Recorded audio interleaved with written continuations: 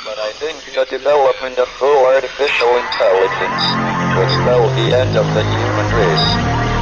It's a flying object, and we don't know what it is. I would hope somebody is checking it out. It was a rocket or whatever, but incredibly fast, opposite direction. It was too fast to be an airplane. I'm glad the Pentagon is looking at this, because if it poses a threat, I want them on top of it. Well, the craft generates its own gravitational field. So you said there's lights in the sky? The internet has become the command center for criminals and terrorists. 911, what's your emergency? I need help, please help me! Aliens won't let it happen. You know, that's what we're instructed to say. Roswell, Area 51. Alien kept deep under the ground. 1, 0,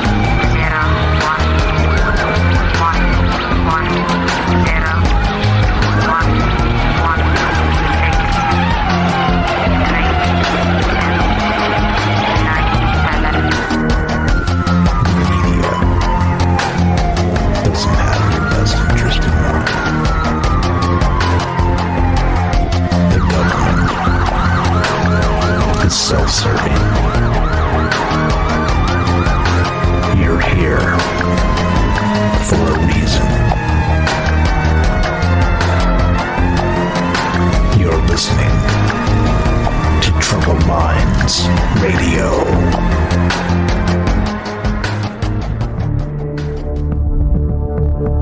Broadcasting live from a secret bunker just off the extraterrestrial highway. Somewhere in the desert sands outside of Las Vegas. From somewhere in space-time, loosely labeled Generation X on planet Earth.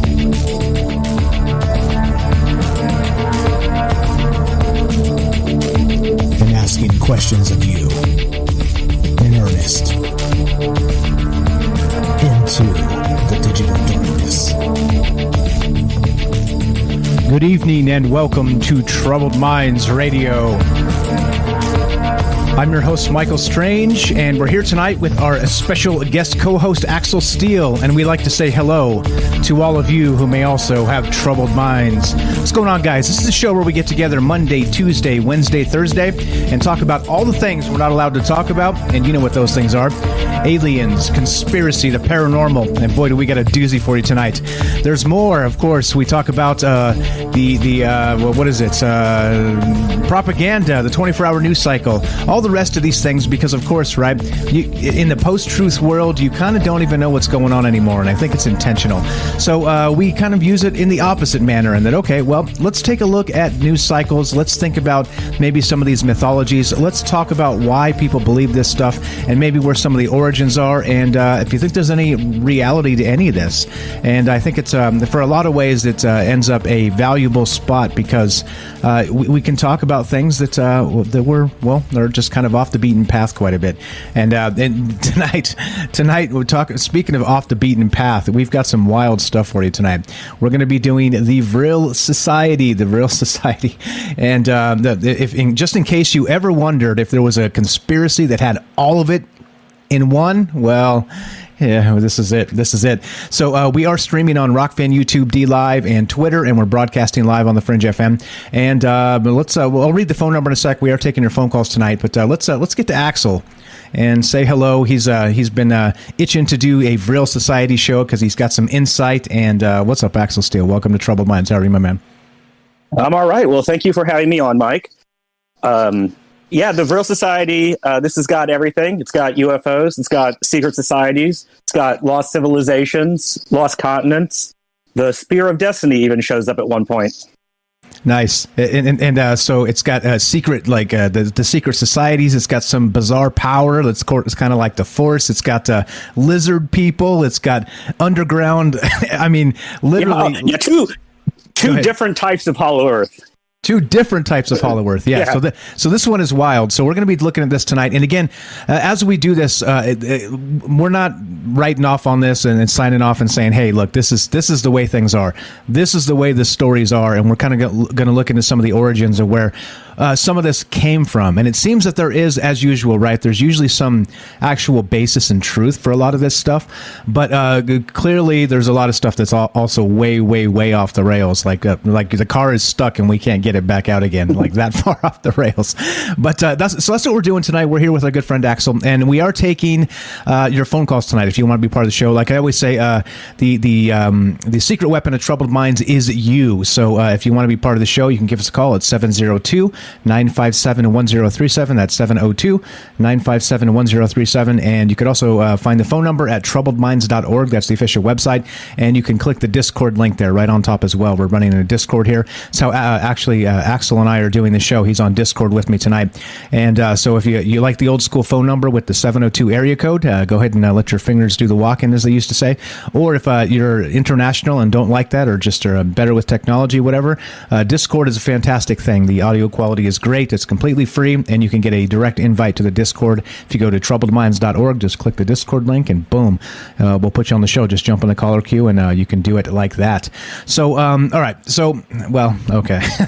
So this again, this one's wild. This one's wild. So where does this begin, Axel? So in terms of, everybody knows just the basic history of World War II and the Nazis and a lot of that stuff, but this actually begins pre-World War II in the end of World War I, am I right? Sort of. It actually begins in the 19th century. For people that don't know, the Vril Society got popularized in the 1960s and 70s as being sort of the occult heart of the Nazi Germany occult projects. And so, in the conspiracy theory world, they, were the people behind the Nazi UFO experiments, the Nazi secret weapons, the Nazi expeditions to Tibet, a bunch of different kind of incompatible stories. But the term Vril, which is something like a mystical energy and a substance that's not too far away from, occult power or the force, that comes from two 19th century writers that were both very influential in the occult world. They both were almost certainly members of secret societies. One was a English fiction author, and the other was a French kind of anthropologist author. If you want me to start at the beginning, we have to start with the British guy and his science fiction novel, Vril, the Coming Race, which is probably the origin of the word itself. Okay, so it's basically, as usual, right? This doesn't begin with some sort of ritual magic spell back in the time of Homer or something. It's written in the 18th century, and it's a story about all of this, right? About UFOs, about the lizard people, and about the term of Vril. Now, what exactly is that term? Now, I was always curious about what it meant. Is there an etymology there, or basically a science fiction book, but what does it mean? What does the word Vril even mean? Does it have a meaning other than like something like Sleestack or something like that? I think that it's probably a made-up term that the Right Honorable Lord Lytton, the author, invented. However, there have been attempts to connect it to the ancient Sumerian language, like Ver -il, il being the Sumerian word for God, and VR being a prefix that means something like power. So the idea like power of the gods or something like that. And I guess I wouldn't be shocked if that's where Lord Lytton got it. He was a guy that was definitely very enmeshed in...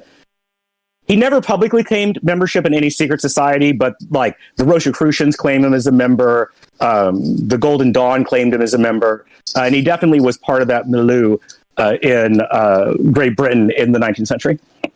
Okay, and so it begins as usual, right? As usual, it begins with somebody wrote a book somewhere, and it's a non-fiction, or no, it is a fiction book, not non-fiction is what I was trying to say there. And so it's basically a story about what? It's about aliens. It's about the rest of the stuff, or no? That comes in later.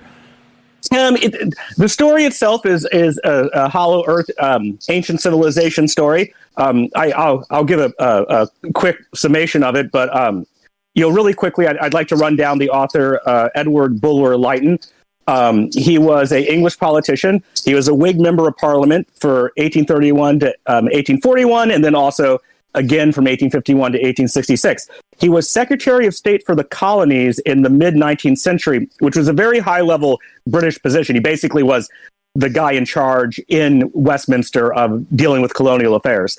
He also was an incredibly popular fiction author. And he's largely forgotten today, although he's coined some phrases that are still around. The pen is mightier than the sword is one of his phrases. He's the guy that started a novel with the phrase, "It was a dark and stormy night," which gets made fun of a lot. The book Vril, the Coming Race has two phrases that we still use. It is the first book to use "the great unwashed masses" as a phrase, and "pursuit of the almighty dollar" also appears in the book. And so he was incredibly popular at the time. Probably a Freemason or something himself. Like I say, the Rosicrucians claimed him as a member, although he never publicly admitted he was a member of them. But Vril wasn't his only occult novel. Like most of his novels have occult themes and like Freemasonic themes. Not directly, because back then you couldn't say that was where you were getting your information. But Aleister Crowley says that his novels are like a must-read for any aspiring magician. I've read Vril, and I started one of the other ones, so I can't tell any budding magicians out there if that's true or not. But if we want to talk about the novel itself, it's called Vril, the Coming Race. It takes place in America. There's a guy who has a friend that's a miner. They go down in some mines that his friend owns. They quickly find their way into a mysterious hollow world underneath the earth. His friend pretty much dies immediately, so only our main character's around after that point. And what he encounters under there is a subterranean civilization of great advancement. They have mastered the use of a power source that they call Vril, which is a substance that glows green that they use to light their underground cavern. But it's also kind of like a magic force that they can manifest. It lets you heal people. It's the force in the sense that you can heal people, you can control minds, you can move things around. They have basically these magic staffs that they channel the energy into. And for that reason, they're capable of great destructive acts. And so the novel mostly is concerned with how their society works, where they're essentially a group of peaceful communities that don't really have to work very hard because their psychic powers mean they don't have to do a lot to get by. And they live in a society of enforced peace because they're all so powerful with their psychic abilities that any one of them could wipe out the whole town with their mind if they felt like it. So for that reason, it's kind of the politeness where everyone has a gun, but it's like if everyone had a tactical nuclear weapon attached to them. So they can't really pick fights with each other because it would just blow up their society immediately. They're not the only people that live underground. They share that space with more primitive races, which is seen like in a very kind of 19th century racist way where there's just more and less advanced underground races. And the lesser races, they don't really like to war with them, but they aren't nearly as powerful as the Vril Society. So if they do come into a conflict, they just wipe them out. And their society like slowly is expanding in the underground regions just because of population growth. Any questions so far? Yeah, I especially like the glowing green stuff that lends force powers. like what is this? This is a mix between like kryptonite and Yoda.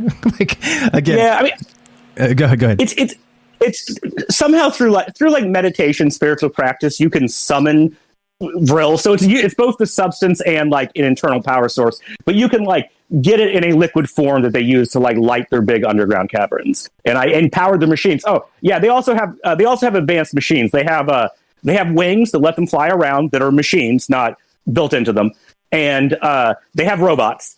They're not described exactly that way because the book was written in the 1870s, and so obviously computers and cybernetics weren't a thing yet. But they do have automatons made out of metal that are basically intelligent, that do most of their actual work for them.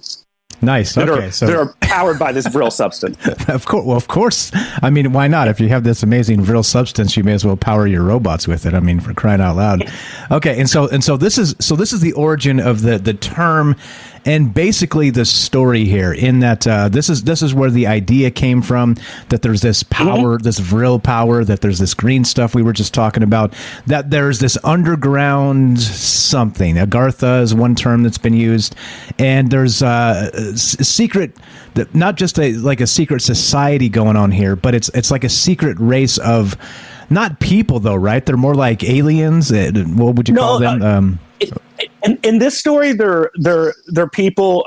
Their origin is that there was a cataclysm on Earth, a great flood, and the author. The book is styled in the sense of this guy has made it back to the surface and he's writing his memoirs about what happened underground. And so the protagonist of the story says, oh, maybe that cataclysm was the biblical flood. Maybe it was these more ancient floods that the geologists tell us happened these days. This was the 1870s. But they were forced underground, and they were from an advanced civilization on the surface. And they're not immortal. Like, they live for a long time, but for them, the fact that there may be a surface world is just a legend until this guy kind of Amelia Bedelia's himself down to their underground civilization. But they come from the surface originally. He actually compares them to maybe being related to the both the Aryan race and the Native American race, although that might be because the story is set in the United States. And so if you were going to, before colonists came to the United States, who could have gone underground from there? So that might just be a bit of naturalism. Gotcha. Okay. So, as we begin, even before we get to the rest of this already starts pretty wild with these strange individuals with strange powers that live underground in a cataclysm and all kinds of stuff, right? But this becomes this ties in with the Nazis eventually, right? So at what point it gets much wilder? Yeah, exactly. So we're if you're just joining us, we're talking about the Vril Society tonight. We're here with our good friend Axel Steele, and we're discussing the origin of this story. All right, with this term Vril, it came from this particular book called I got it right here. What's that called? Vril the Coming Race. Yeah, Vril the Coming Race. And again, that link actually is in the description below if you guys want to check that out. It's got a sideways PDF here, but you can spin it around and all the rest of that. So do check it out. Only the first page is weird. All of Leighton's books are in the public domain, so free PDFs of almost all of them are available if you look around for them.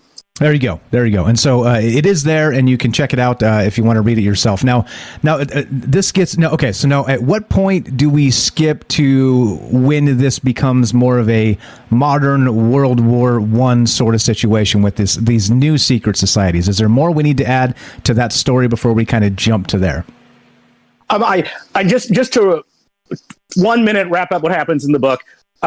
It turns out that his surface-rolled manliness is too much for the women of the Vril Society, the Vril race, and they all immediately start falling in love with him.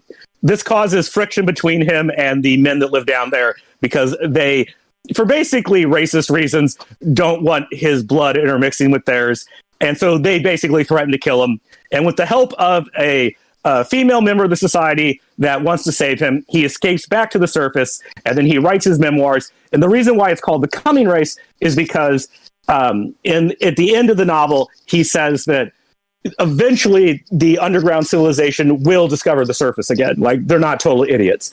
And when they do that, they will quickly expand up here like they are down there, and we're not nearly as advanced as them, and so they'll just wipe us out and take over our territory, because even for all their advancement, the surface world is just a much nicer place to live than their underground cave life. Okay, all right. So the coming race is basically the return of the race that went underground, and they're going to come back at some point. And okay, gotcha. But I do like the detail. Go ahead. Sorry, this comes up later because one of the things about the Nazi Antarctic base was that they went there to get in contact with a subterranean civilization, and the idea of subterranean civilizations will continue to appear from time to time in the story. Okay, so we've got not just one, we've got more than one subterranean civilization in this story, and this gets wild because we get into UFOs, we get into lizard people, we get into these bizarre powers, and then of course it leads us into the basic birth of the Nazi Party. They say is one of the takes here is that it actually was the genesis of that whole movement, which seems like you kind of truth is stranger than fiction, and if any of this is true, right? And we're not making this up. It's like WTF is going on in this world, right? Okay. Then, all right. So if you guys have heard of the Vril Society or not, what do you think? Do you think there's something to this? We're going to go through this kind of with a fine-tooth comb tonight and talk about all kinds of the craziness with these stories. But what have you heard about this? Do you think that there's a lot or a little bit of reality to this?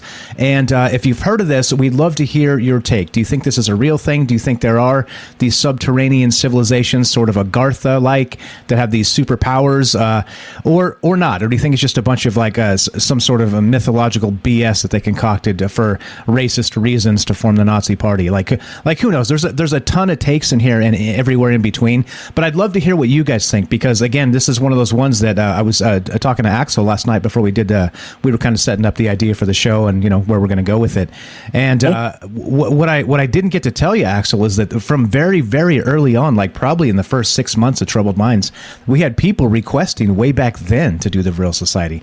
So it's definitely in like the conspiracy culture, that whole bit. It's a popular story to think about and to talk about, but right, it's still, as usual, you know me, I'm not trying to bite in hook, line, and sinker any of this stuff, because a lot of this seems really, really weird. But okay, so it is popular. But so that's the question tonight. What do you guys know about this? And do you think that this is actually a real thing? The Vril Society as being possibly the beginning of the Nazi Party, contact with extraterrestrials from this star called, we're going to get there, Aldebaran. We'll get to that a little bit later as well. I mean, this gets wild. So not only are we talking about like flying saucers, like man-made flying saucers with exotic technology, we're talking about some sort of weird supernatural powers with like this green substance called the Vril, right? And then we have these underground, and we have the lizard people, and I mean, good God, this goes all over the place. And like I said, if you like conspiracies, this has everything. And I was challenging Axel last night a little bit. I said, is there any way we could tie Epstein into this? And he was like, kinda. Yep. Kinda. But yeah, so we'll get to that a little bit later. So anyway, so what are your thoughts on this? Do you think that this Vril Society stuff is anything to it other than just some sort of BS myth, right? Some BS folklore that was concocted for whatever reason. I have no idea what the motivation here would be, other than, well, to spin a tall tale. But if you have a thought on this, love to hear your take. Just give us a call. I'm here with Axel Steele tonight, as you know, and we're talking the Vril Society. So do you think this is fake? Do you think this is real? Do you think it's shades of gray, or anything in between? Give us a call, 702-957-1037. That's 702-957-1037, and we'll put you on the show. You can ask questions of me or Axel or whatever, or give us your take on this story so far. So we got a couple minutes left here, Axel, before we got to take a break. So anything to wind it up before we kind of set this up for the World War I sort of entrance to the clairvoyance and the rest of this? Yep, we're gonna have to take a brief detour to a 19th century French author, but then we're gonna move right into why people care about this stuff, why they think that the Vril Society might have been the genesis of some of the occult beliefs of Nazi Germany, and why there's been this whole industry built around to what extent did the Nazis have occult beliefs that were motivated by like occult goals and values, that kind of thing. Okay, so we'll get to that tonight again. So this is weird. This is a weird one. This starts a ways back with some fictional stories and then turns into actually, as some have said, possibly the beginning of the Nazi Party, which just seems absolutely out there to me. And that's okay because, well, this is Troubled Minds after all, and that's what we do. We talk about out there stuff. So once again, we're here with our good friend Axel Steele, and we're talking the Vril Society tonight. And so the question I have is, have you heard of this? How much of this do you think is true? And, well, what about UFOs? UFOs, lizard people, and mysterious powers. Oh, and underground subterranean civilizations. All of that is included tonight and more. Love to hear your thoughts. 702-957-1037. That's 702-957-1037. Click the Discord link at troubledminds.org. We'll put you on the show. Axel, hang tight. We're going to be take a quick break. Just go ahead and mute up, and I'll come back and get you in a few minutes here. So this is Troubled Minds. I'm Michael Strange. We're here with Axel Steele. Don't go anywhere. More Vril Society and you when we return. Be right back.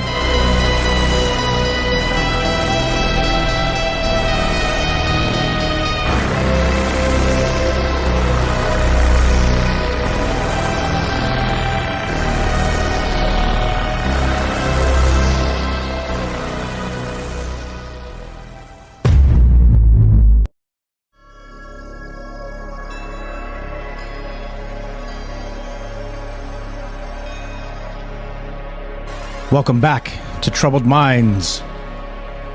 I'm your host, Michael Strange, and we're here with our special co-host tonight, Axel Steele. And we are streaming on Rockfin, YouTube, D-Live, and Twitter, and we are broadcasting live on the Fringe FM. And tonight we're taking your phone calls as we talk about the Vril Society.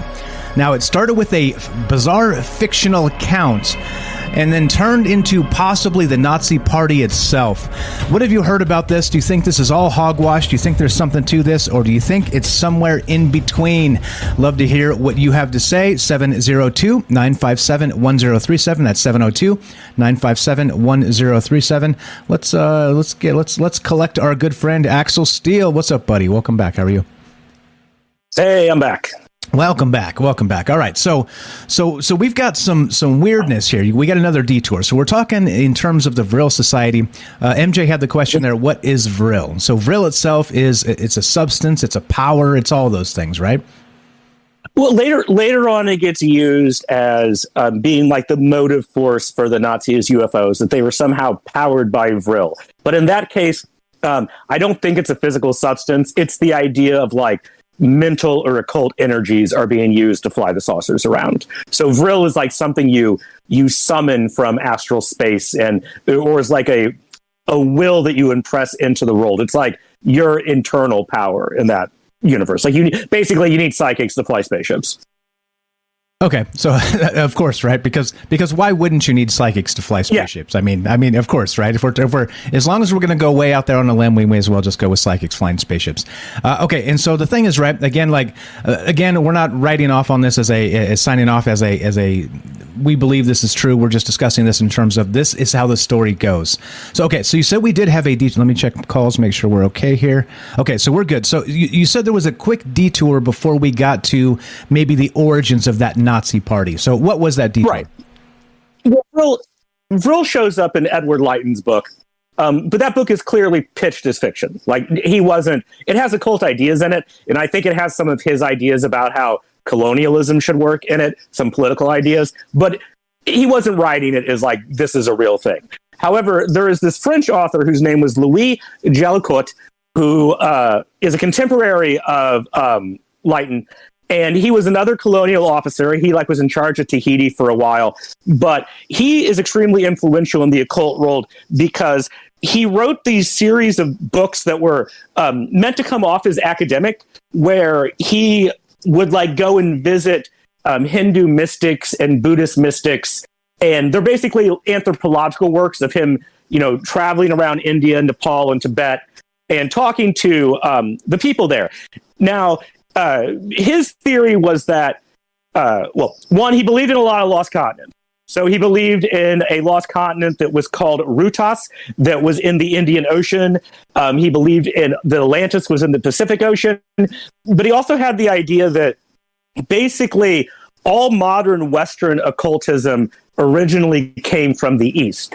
And it was given to Western occultists have a form of the real occultism that was given to them by these secret masters from the East. And this is something that comes up all throughout 19th and 20th century occult works. The idea that there are these secret masters that are really the ones in charge of the various secret societies.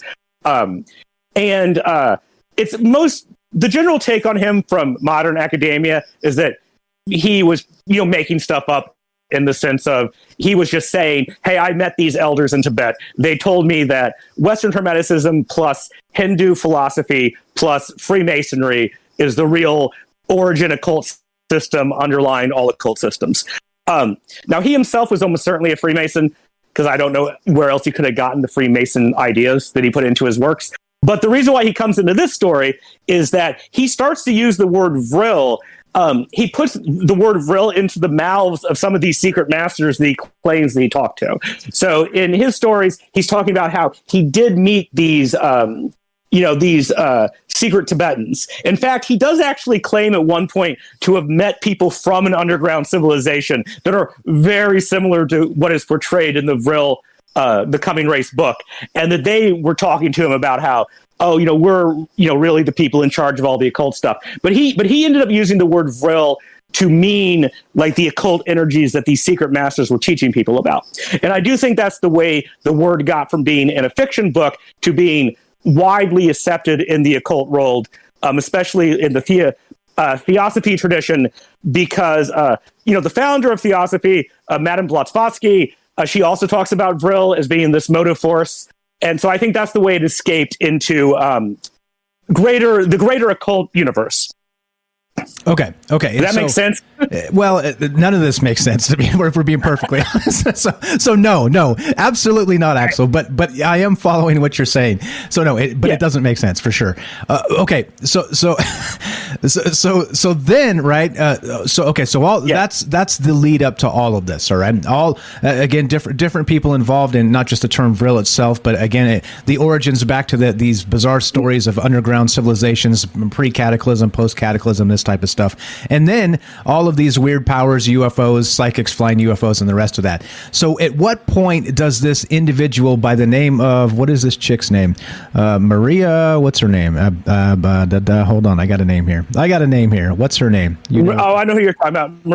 It's Maria Oshkoff, something like that. There you go. Yeah, anyway, so that's the name that most people associate with the Vril Society as a thing. So at what point does she enter into this story? I'll pull that up in a second, get the real name for you. But so are we still early yet to get to that, or are we leading there? Oh yeah, we're Maria Orsic. We're not to Maria Orsic yet. We got to now we have to take a trip over to 1920s Germany and answer the question of why did anyone care about any of this stuff in the first place? Okay, all right, perfect. So we can't even get there yet, which again is the basis for all the rest of this. You see all this backstory that kind of leads up to it. So I appreciate you doing all the research here, Axel. I don't know clearly enough about this to really break it down like you are, so I appreciate it very much. But where are we going next? What's the next stop on the ridiculous tale here? We are going to 1919 Germany, where there was a grand meeting between a bunch of German occult societies that got together, and they were 1918. They got together at the eve of World War I to discuss, they clearly knew that Germany was going to lose. And they got together to discuss how they were going to move German politics forward in this new era. They had a big argument about it. There were basically two camps. One camp, Germany had so many weird secret societies, especially Bavaria. I mean, and Hitler, and for people that don't know, the early version of Hitler's rise to power is that Hitler was an art student in Munich in Bavaria, and then he ended up joining the Bavarian Workers' Party, which would later become the Nazi Party in the early 20s. And so that's like the milieu we're in. But there were tons of secret societies in Bavaria. I mean, famously, the Bavarian Illuminati, But in 1918, all these secret societies got together the story is they got together at this cabin out in the woods in the mountains. But they were discussing where they're going to take politics to. And the big divide was basically over the people who really just wanted to stick to weird Aryan esoteric racism, that the Aryans were the chosen people. There's lots of stories about where they came from and their version of events, and people that wanted to meld that kind of pagan rebirth, sort of like getting back into German paganism with the theosophy. with the theosophical ideas that were coming from people like Louis Jelikot and Madame Blavatsky. And that group was called the Thule Society. And they ended up in Munich in the early 1920s, and many, there's a debate about how many, but several people that would end up being in Hitler's inner circle were members of the society, although Hitler himself never was, by all accounts. And so that's why people care about it, because the early Nazi Party and several members of them, Rudolf Hess, who was Hitler's secretary and helped him write Mein Kampf, Dietrich Eckhart, who was this guy that helped, basically was one of the two people that taught Hitler about public speaking and stuff like that. And the guy that ended up being in charge of Poland when they conquered Poland, I can't remember his name. They were definitely members. A lot of people think that Himmel, the head of the SS, was a member. I actually agree with that. I think he probably was too. Himmler. And but some people think like every high up inner circle Nazi was a member. I think that's probably going a little too far. There is the situation where there is a whole cottage industry in trying to convince people that like these occult ideas had no influence on the Nazis, where you do get pushback. They want to really minimize the extent to which they might have been motivated by, occult or mystical beliefs. And they have had to do walk back, because there was this guy, Nicholas something, I can't remember his name now, that if you search like, Nazi occultism, he's like the first guy that comes up. But he wrote a book saying like none of the inner circle was actually in the Thule Society. It was all made up. But he ended up having to walk that back eventually, because we got evidence that like at least 3 of them were. So, anyways, so that's why people do care about it, because the idea is that, these people, especially if you believe that Himmler was a member, they had the SS. These people were very central to the Nazi Party. And so if they were motivated by these occult ideas, then people are like, to what extent were the Nazis in general motivated by the occult ideas? And the idea that came about after the war was the idea that the Vril Society was the real inner core of the Thule Society. They were the actual, the society within the society that was actually running things. That's what ended up gotten popularized. I will say personally, I don't think that's true. I think there's a more interesting take on them that we might get to eventually once we start talking about the different versions of the Thule Society. But yeah, that's why people tend to care about this stuff. Yeah, and of course, once you start dropping, reptilians and UFOs into these stories, well, maybe that's why people care about this stuff now, anyway. Meaning that because, like we said when we started here, is that if you can include all of this stuff into one like bombastic story, then well, why not, right? People are still telling tall tales, right? And they're going to continue to tell tall tales, and so this in particular, like I said, seems definitely out there. But I'm interested. I'm interested in where this came from and where it headed, of course. But then again, UFOs, psychics. I mean, boom. So that takes us to the end of World War I. Am I right? The Thule Society was founded in 1921, and so we're after World War I now. We're in Bavaria. I'm pretty sure that Hitler joined the Bavarian Workers' Party in 21, although there's a slight chance I have that year off by a couple days there.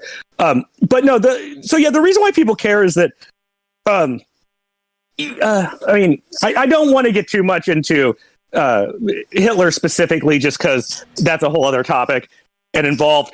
But it is true that, this is all just public information. So Hitler was asked to infiltrate the Bavarian Workers' Party by the German military. He was originally there as a spy.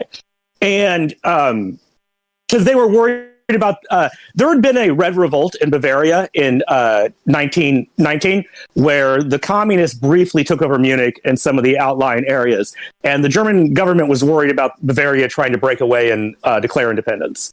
But early on, the thing is that Hitler had basically 3 sort of mentors that each kind of mentored that in a very sort of Dragon Ball Z way. Each kind of mentored him in a different area, but that each were very connected with the occult world.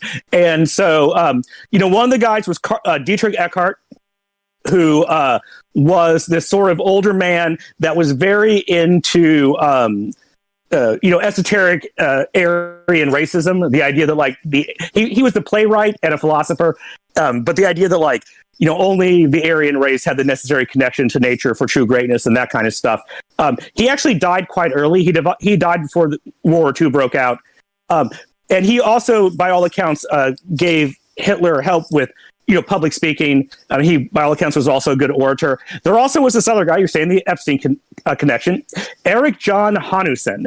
Erich John Hanussen, born 1889, died 1933. He was a Jewish magician, like clairvoyant sort of astrologer. He was quite famous. He pretended to be a Austrian lord.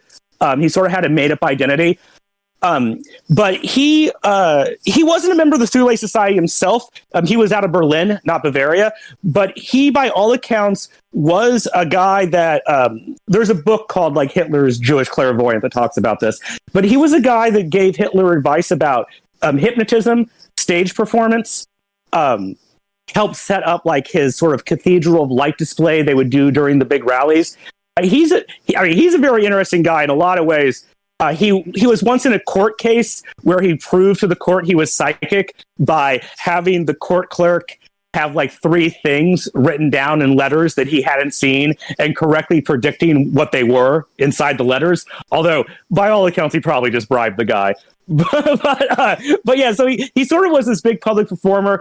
He had this house in Berlin that was rigged up with like revolving tables and like doors that would open and move, by command, where he would bring basically socialites in to do astrological readings, and he'd hypnotize them. He was quite the thing in Berlin social life. He also had a boat in Berlin, and this is the Epstein connection. By all accounts, the boat was a very debauched place. Like people would go there to engage in. Your audience knows what kind of things you'd go to a boat to engage in. But Epstein is all you need to say. Epstein is all you need to say. But they would make recordings. That's the connection. He would make recordings of the people and then blackmail them with them. And he also was working for German, French, and British intelligence. He basically seemed to be selling information to anyone he was looking to buy. He ends up getting killed in 1933 because he was part of a blackmail scheme with someone who was too important in the SS, and they whacked him, basically, is how he ended up going down at the end of the day.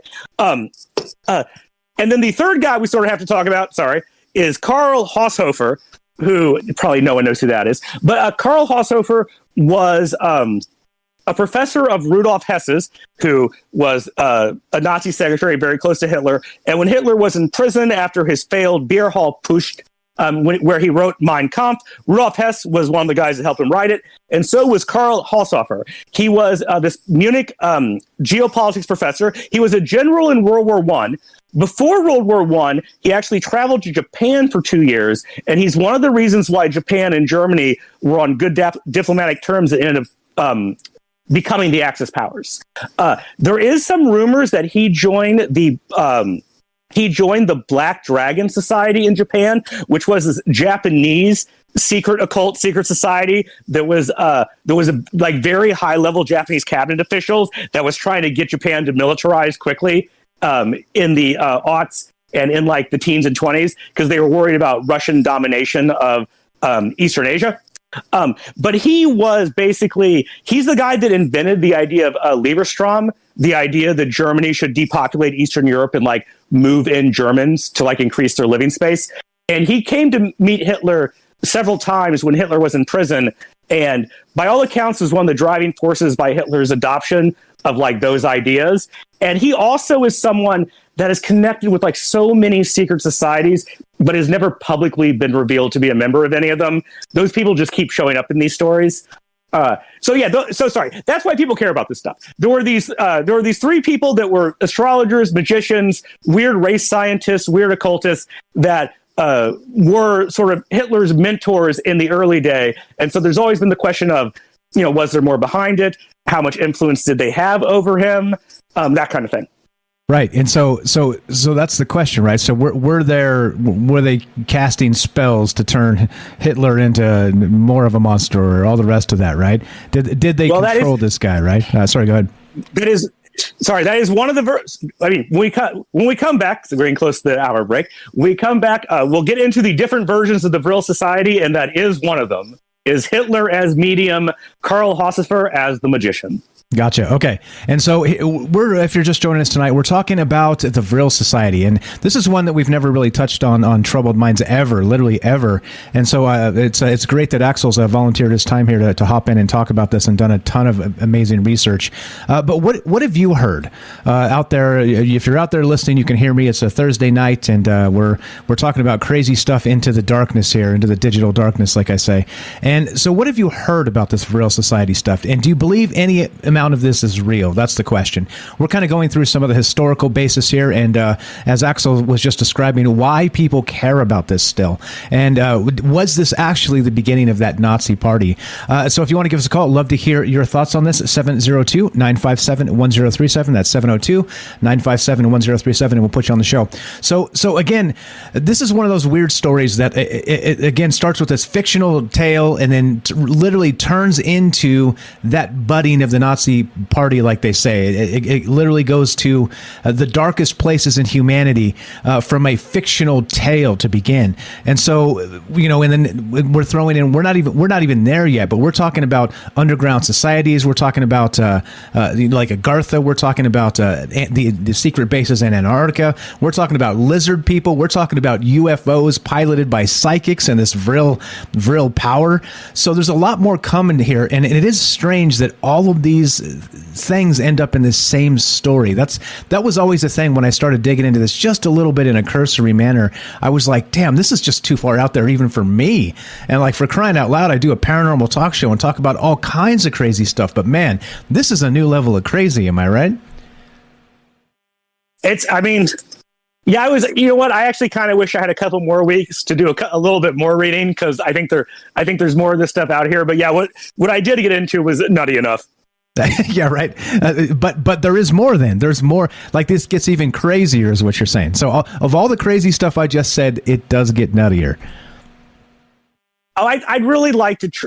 So, for example, the French author I was talking about, Louis Jelikot, I'd really like to find a good biography of him, or any good biographical information. I know he was his ideas were hugely influential in 19th century occultism, about how originally Western occult values came from these secret masters in the East. And of course, those secret masters were stand-ins for his own free Masonic teachings. But I'd really like to know what secret society he actually was a member of, and why him and Edward Leighton started using the same words at around the same time. And could the two of them have been possibly part of the same secret society? That's the kind of thing I would like to have been able to look more into.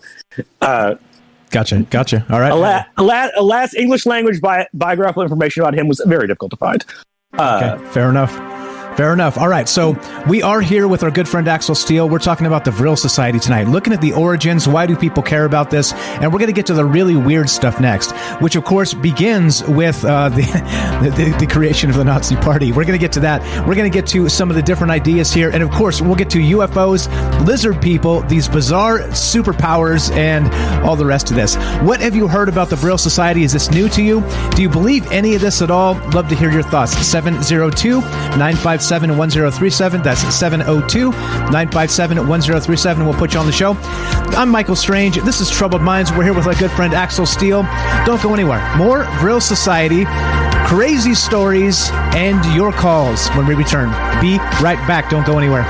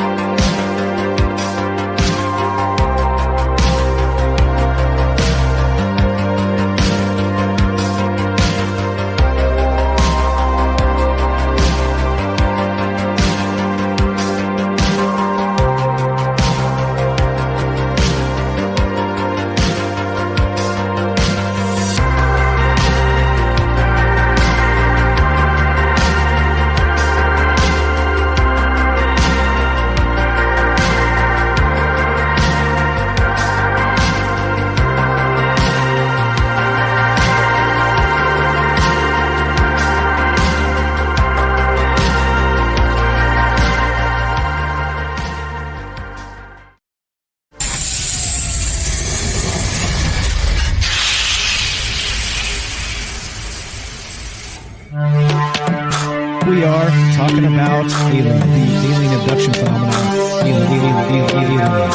The aliens are looking through your eyes and they're accessing your optic nerve. I'm doing fantastic. And through that optic nerve, they're transferring to your brain. People are random images as they traverse neurons in the brain. So all right. So maybe, and they also feel them planting or receiving memories or ideas or images.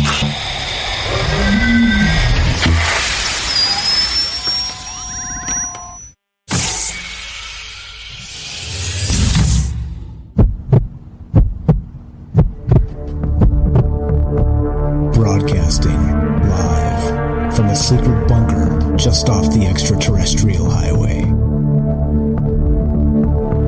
Somewhere in the desert sands outside of Las Vegas. From somewhere in space-time, loosely labeled Generation X on planet Earth.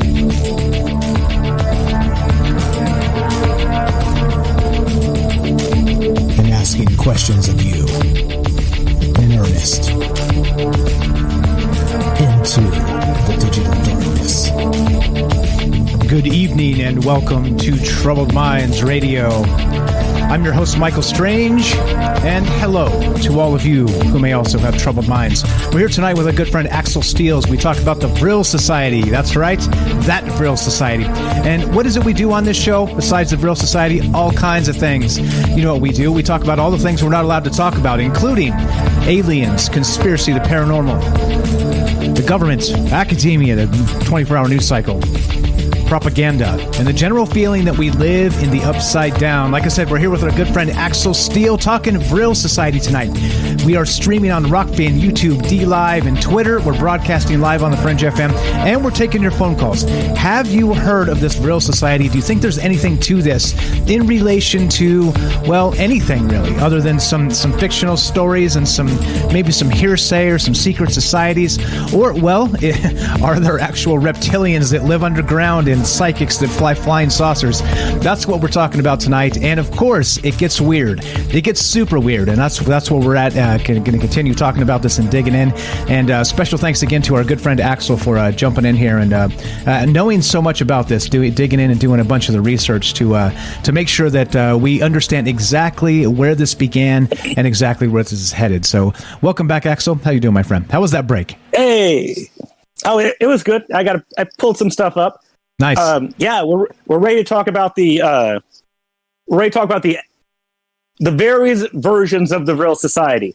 Now, if you actually get into the material, these all get mushed up, and so I've sort of artificially separated out some streams of different ideas about what the Vril Society was and what they were doing. And so I figured we'd start with the historical one, i.e. the one everyone agrees exists, and then move on to the more speculative ones. Okay, perfect. So just as a recap here, we started with this fictional story in 1871. Yeah, so that's what I meant to say. And so it went from a subterranean cataclysmic story. It turned into all the rest of these shenanigans from here to there and everywhere to somehow landed in Hitler's lap. Now, how did this happen? How do we fill in that gap before we talk about the different threads here of the Vril Society? Just a brief version, and then we can get into the rest of that later. I'm sorry. Say that last sentence again, Mike. I'm sorry. That's okay. Let's do just a quick brief on how this fell into Hitler's lap before we get into exactly what each of these threads are, just so people understand where that connection comes in.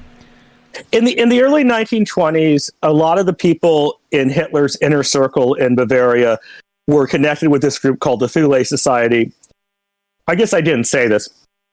Thule is hypothetically the origin point. It's a lost continent, and Thule just means north in Latin, and so there was this idea that like the furthest north you could go was Ultima Thule, and that was a term that was used for some real world places like Greenland and Iceland in the medieval ages.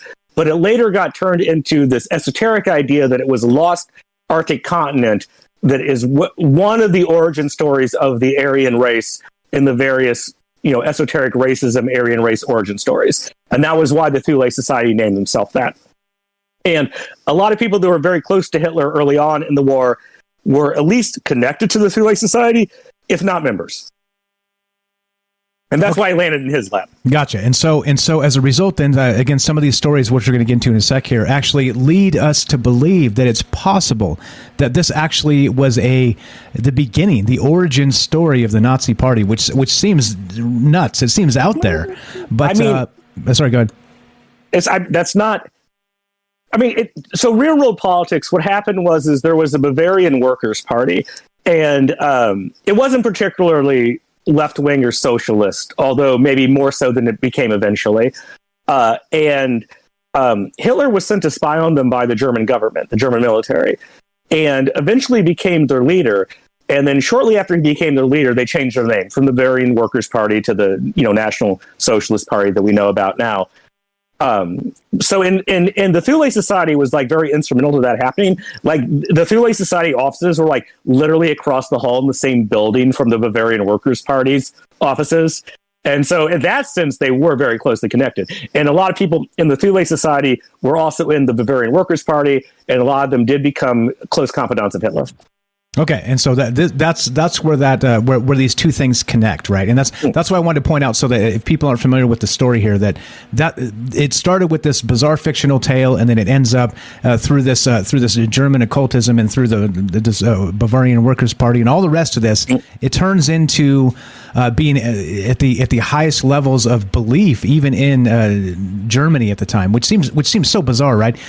Also, yes and no, because we do know that a lot of individuals, kind of not maybe in, let's say, the 1930s per se, but back in the late 1800s, it was a really big thing. This spiritualism and this idea that this esoteric idea that, I don't know, you could tap into something, and it was I don't know. They had these weird seance parties, and it was all the rage, right? Because they didn't have TV yet, so they had to figure something out to do. Right? I mean, instead of turning on Ghost Hunters, you just lit some candles and did your own Ghost Hunters. You know what I'm saying? But it was definitely one of those weird times where that stuff was definitely happening, and it kind of leaked into World War II and the highest levels of Nazi Germany, which seems insane. But okay, so there are different threads here regarding exactly the Vril Society. And so what are some of those ideas? And again, so we're taking your phone calls tonight. We're here with our good friend Axel Steele talking about the Vril Society, not just the origins, but where this came from and what some of the ideas are. And like I said, this gets super weird because we're talking about Vril is not only a superpower, it's a green glowing substance or something that powers UFOs. We're talking about psychics. We're talking about lizard people. We're talking about Agartha and underground civilizations. And of course, we're talking about communicating with a particular star in the sky. We're going to get there though. So like I said, this gets nuts. But okay, so what are the different threads here in, again, from the more probably feet on the ground? Let's start there and then get to the weird ones as we go. All right. So after World War II, there was this German, let's see if I can pull his real name up here. There was this German rocket scientist from the 20s and 30s who in America went by the name of Dr. Willy Ley. Now, that's not his real name, but I've somehow misplaced this. Willy Otto Oscar Ley. So he defected to the United States in the 30s, and after the war, in Astonishing Science Fiction magazine, he posted a short article about the weird pseudoscience stuff that was happening in Nazi Germany before he fled. And this is the first real appearance of the Vril Society so much. He first talks about this guy. The first thing he talks about is this Hollow Earth guy who his name's like Peter something. Sorry, I'm blanking a little bit. But the legend is that people in the Nazi Party were so convinced that the Hollow Earth might be true. Note, not caverns under the earth you go to, but the idea that we live in a hollow space that's surrounded by an infinite expanse of rock, and then like in the center of the space there's like a sun and moon and stuff. The legend is that the Nazi Party was so convinced by that, they sent a team out with a radar gun to this Baltic island to point it at 45 degrees. And, the theory is the technicians were like, oh, they're doing a test or something. That's why, because radar arrays were quite rare back then. Oh, they're doing a test or something. Eventually they'll do something else. But no, they just kept pointing at 45 degrees. And the idea was that they really thought maybe the hollow earth thing was real. So if you pointed, at 45 degrees, you could see the English naval ships because they weren't over the horizon, right? They'd be inside the horizon. And you'd be able to spot them with your radars. It turns out that didn't really work. That guy ended up falling out of favor with the Nazi Party and dying in a concentration camp in the mid-40s. But that's not here. But after that, Dr. Willie Ley goes on to the Vril Society. He says, the next group, I'm quoting from the article, the next group was literally based on a novel. This group, which I believe called itself a true society, and which was more or less based in Berlin, devoted its free time to the search for the Vril. Yes, the beliefs were based on Bulwer Lytton's The Coming Race. They knew that the book was fiction. Bulwer Lytton would have chosen this means to tell the truth about this power. They thought that Lytton was telling the truth about the power this way. Actually, that's not so crazy. He was this weird occult secret society guy. Underground humanity is nonsense. Vril is not. And it may have enabled the British, who treated this as a state secret, to elect their colonial empire. The Romans would have certainly enclosed it in small metal balls that guard their houses, in which they called laren. For a reason that I did not want to open up, the secret of the Vril can be found by contemplating about the structure of an apple cut in half. He's quoting from their article, and then he says, no, I'm not kidding here. This was told with great solemnity and secrecy. Such a group actually existed. They even published the first issue of a magazine proclaiming their creed. I wish I had kept some of these things, but I had too many books I had to smuggle out of Germany when I fled. So that's the first talk about who a historical one. There was later a pushback against this by sort of modern historians trying to claim, Willie Ley was making stuff up. He was, just telling a tale in astonishing science fiction. I think it's from 1953. But we did later look at, they really were. Those people really were real.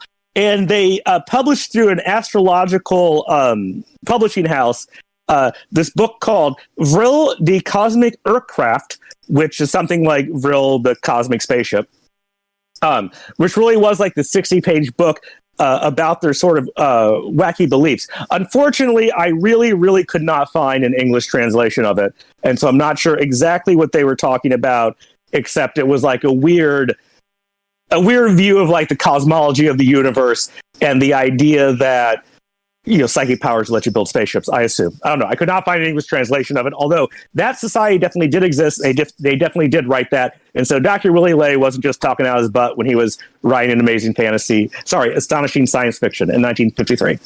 Okay, I am a little disappointed, Axel. What language was this written in originally? Oh, it was German. It was German. So I'm disappointed that you didn't learn German just for this. Just so you could. I did read some German articles with auto translate, but I just couldn't find German text of this particular article. Gotcha. Okay. All right. So you tried to learn German. All right. So we're okay then. I forgive. Yeah. You. I looked. Other people also online have been trying to track down a copy of this, but evidently it was published. It was published in like 1931 in Germany, and there were only like 50 copies. And there's a photo of like the first page of it, but I don't know if the text of the whole article exists anymore. Okay, interesting. So it's the lost manuscript. Okay, so there's one take here now. So this gets again. So at what point do we get into the super weird stuff, the flying saucers and the lizard people, because communicating with some alien race and some bizarre star? Is that the next one, or what are the other threads here? I mean, do you want to go from less weird to more weird? Or do you just want to? Want to jump right into the medium? No, just giving you a chance to maybe give some commentary there and not just be spitting it out like history here instead, and just think, I don't know, just give you a chance to bridge it. But I'm with you. Let's go less weird to more weird. So at what point does it start to get crazy? Is this next one super crazy? It's not super crazy because let's see. The next one also is certainly not completely fictitious. Let's see here. Sorry. So there's the idea that so the people in the Nazi Party believed a bunch of weird stuff. And they did, in fact, have within the SS, there was this largely academic organization that really did exist, that was based around trying to prove the myth of the origin of the Aryan race, trying to track down, trying to prove that, like, runes were the origin of all languages, sending expeditions out to Tibet to try and prove that, those philosophies really came from Germany. I can't off the head remember what the name of the institution was. The problem is that it was it existed, but it has a weird, just all German name. Here we go. The Anne Urbe Ancestral Heritage was operated as a think tank in Nazi Germany between 1935 and 1945. Heinrich Himmler, the head of the SS, made an SS appendage. It really was well funded. And so one take is the Vril Society were the people behind those guys. They were the people who were super, super into, so I guess I should say what esoteric racism is, because I think I've said it a couple times on the stream. So we don't want to talk about racism here, guys, but we all know what racism is. People have beliefs about, the different races. Esoteric means secret. So it's the idea that there's like a secret history of the races. And you see this in a lot of 19th century occultism. There's lost continents that the races came from. It's like the Asians came from Mu, the Africans came from Lemuria, the whites came from, Thule. And there really were these people attached to the Nazi German government that were really into proving that this was true. And the idea is the Vril Society was the moving force behind them. One of the things is that there basically were two different origins for the Aryan race they believed in. One of them, they were both connected to sort of this weird cosmology. So, Mike, have you ever heard of the rolled ice theory? Wait, say it again. The which ice theory? The rolled ice theory. No. Maybe under a different term. What is it? Give me the brief. The rolled ice theory was very popular in Nazi Germany. As some people say, it completely contradicted the hollow earth theory that Peter Bender was the guy's name. Completely contradicted the hollow earth theory of Peter Bender. There is a famous story that people talk to Hitler about this, and they're like, hey, half of us are saying hollow earth, half of us are saying the rolled ice theory. They're completely different. And Hitler, probably apocryphal, but Hitler was like, it doesn't matter.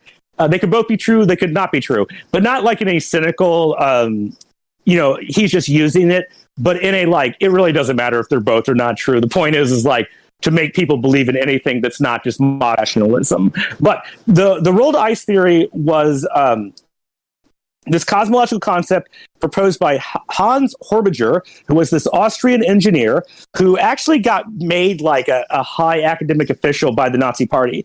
And so just real quick. Okay, I'll try and do it. I'll try and do it in 2 minutes. Wait, no. Just real quick. So we have a phone call coming in. So if you want to save it till after, we can take the call. And I will. I'll save it after the phone call. Okay. So note where we left off there.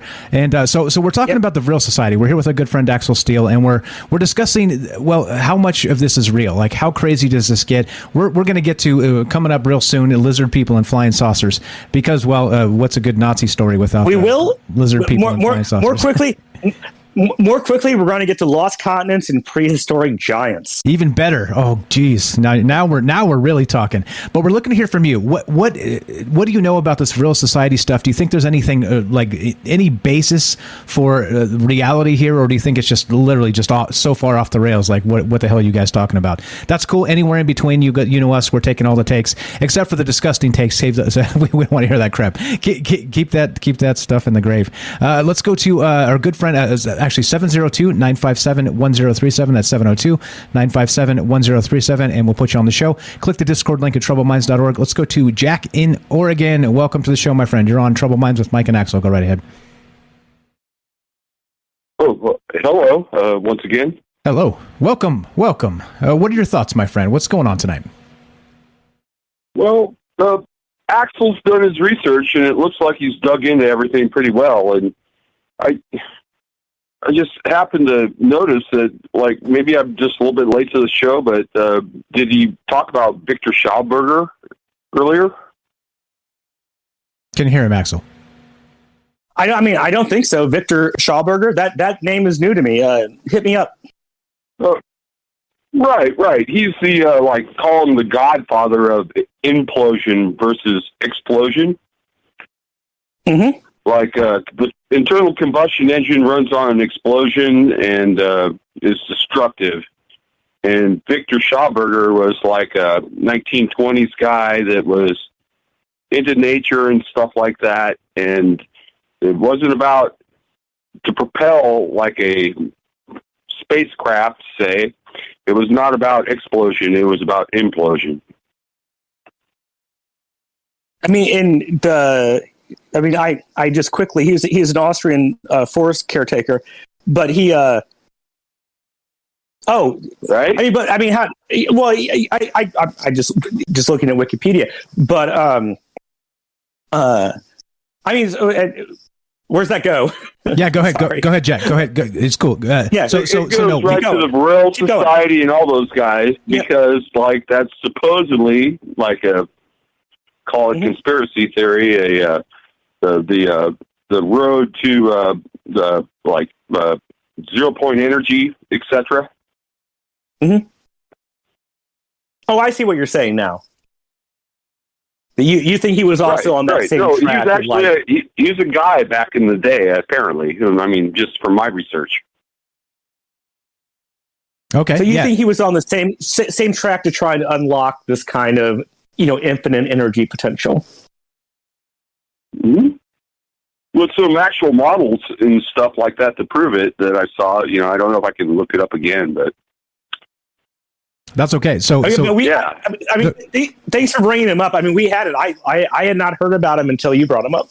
Yeah, and just real quick, clearly, this is super in depth the way it is. So things had to be trimmed. Like Axel said, he wanted to get into more of this super weird stuff. But there's only so much time and only so much you can cover. So yeah, that's a name that we're not talking about tonight. Clearly, I've never heard of him. Never has Axel as well. So we're without. But that's why we do this, to include you. So we got like maybe a minute left for you. So if you want to just tell everybody what this guy is and how he was connected to all this.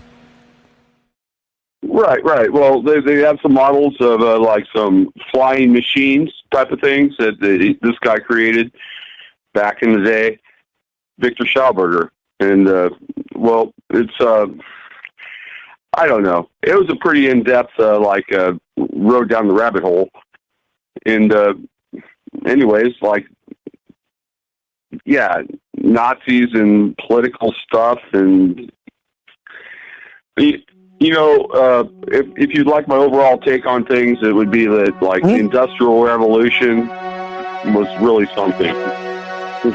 I hear you, man. All right. Appreciate the phone call, Jack. You're the best. Jack in Oregon, thank you so much for adding that name to the mix here. We'll look into that, and we'll get back to you, all right? Have a great night. Thanks for the call. There you go, Jack in Oregon. Good stuff. If you want to be part of the show tonight, we're talking about this Vril Society. We're here with our good friend Axel Steele. What do you think? Is there something to this, or is it a bunch of BS?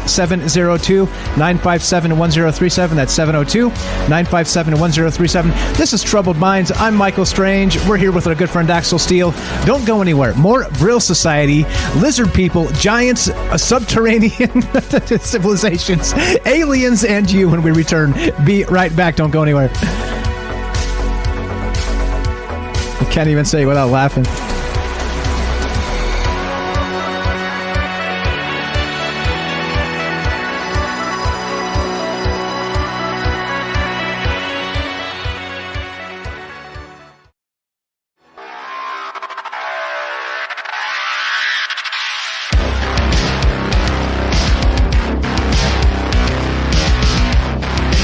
Welcome back to Troubled Minds. I'm your host, Michael Strange, and we are streaming on Rockbin, YouTube, D-Live, and Twitter, and we are broadcasting live on the Fringe FM. Tonight, we're talking about the Vril Society. That's right, I said it, the Vril Society. And we're here with our good friend Axel Steele, who's done a ton of research on this, and he's helping little old dumb me figure out what the hell's going on here. If you want to be part of the show tonight, love to hear your thoughts. Have you heard of the Vril Society? Do you think there's any basis to truth in some of the more crazy stuff? What do you believe? 702-957-1037. That's 702-957-1037, and we'll put you on the show. And if you're just joining us, you're just in time, because stuff's about to get weird. Stuff's about to get super weird. What's up, Axel Steele? Welcome back to Troubled Minds. How are you, my friend? Hey, yeah, I'm back. I'm back. All right, back is good. Back is better than not back. All right, so you left off on a particular point. You ready to pick that back up? Yeah, the rolled ice theory is going to involve some prehistoric giants. Wait, what is that? What is that first word? Are you saying the world ice theory? World? Yeah, rolled as in the planet Earth, and then ice. Okay, it sounded like you're saying rolled ice. Just sorry, That's all right. Hey, you're allowed to have a Midwest accent. Impediment, but I won't get mad about it. No, you're okay. You're okay. That's why I was like, wait, what are we talking about here? Anyway, just why I wanted to clarify. Okay, so world ice theory. Go right ahead, sir. All right. So it was this theory by this guy named Schauberger, who actually got promoted to a quite prestigious academic place by the Nazi Party. And so his theory was that all modern astronomy is lies, obviously. And his theory was basically that the universe is this endless conflict between ice and fire. Fire as in the stars, ice as in the planets. And our solar system was created when a massive icy mass fell into a star. And this eventually caused a huge steam explosion, blowing chunks of ice out into the solar system that would become, the various planets, and with a star at the center. And, he believed that, there weren't other solar systems. The astronomers were all liars, that kind of stuff. But the reason why it plays into sort of, the esoteric racism is that the system works is sorry, I got a cough. That's all right. Nice. Axel's got the cough button. Professional. Yeah. Go right ahead.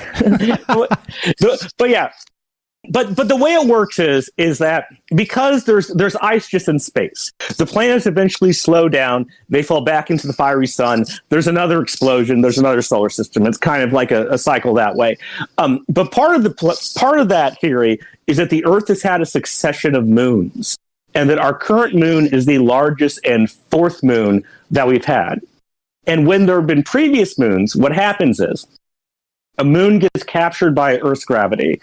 And then over time, the moon spirals in closer and closer to the Earth.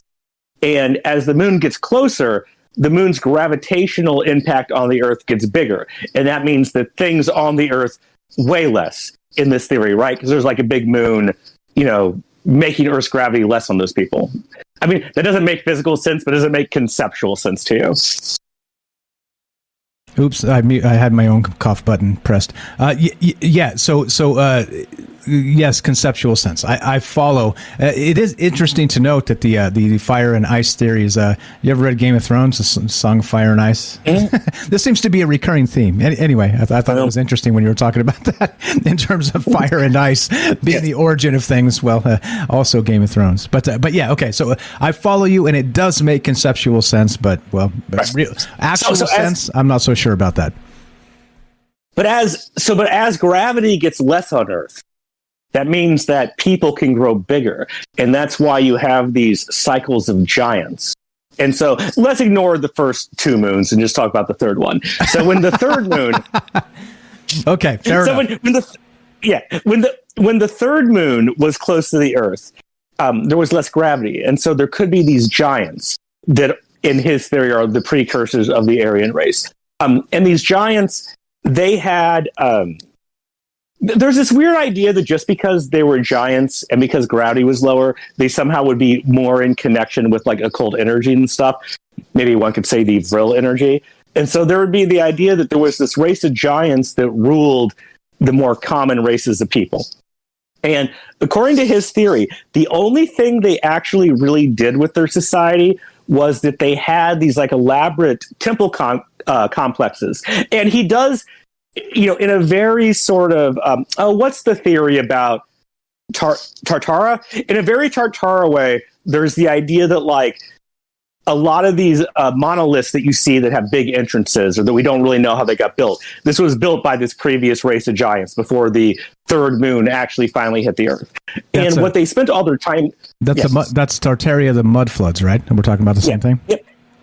Well, it's not the same thing because this happened like 50,000 years ago, but the same idea that there's these megalithic structures that have this other origin. But in this story, it's that this race of giants for the impact of the third moon, they created these temple complexes because their society's goal was to get the other races to pray to them, to give them the psychic power they needed to prevent the moon from actually hitting the Earth.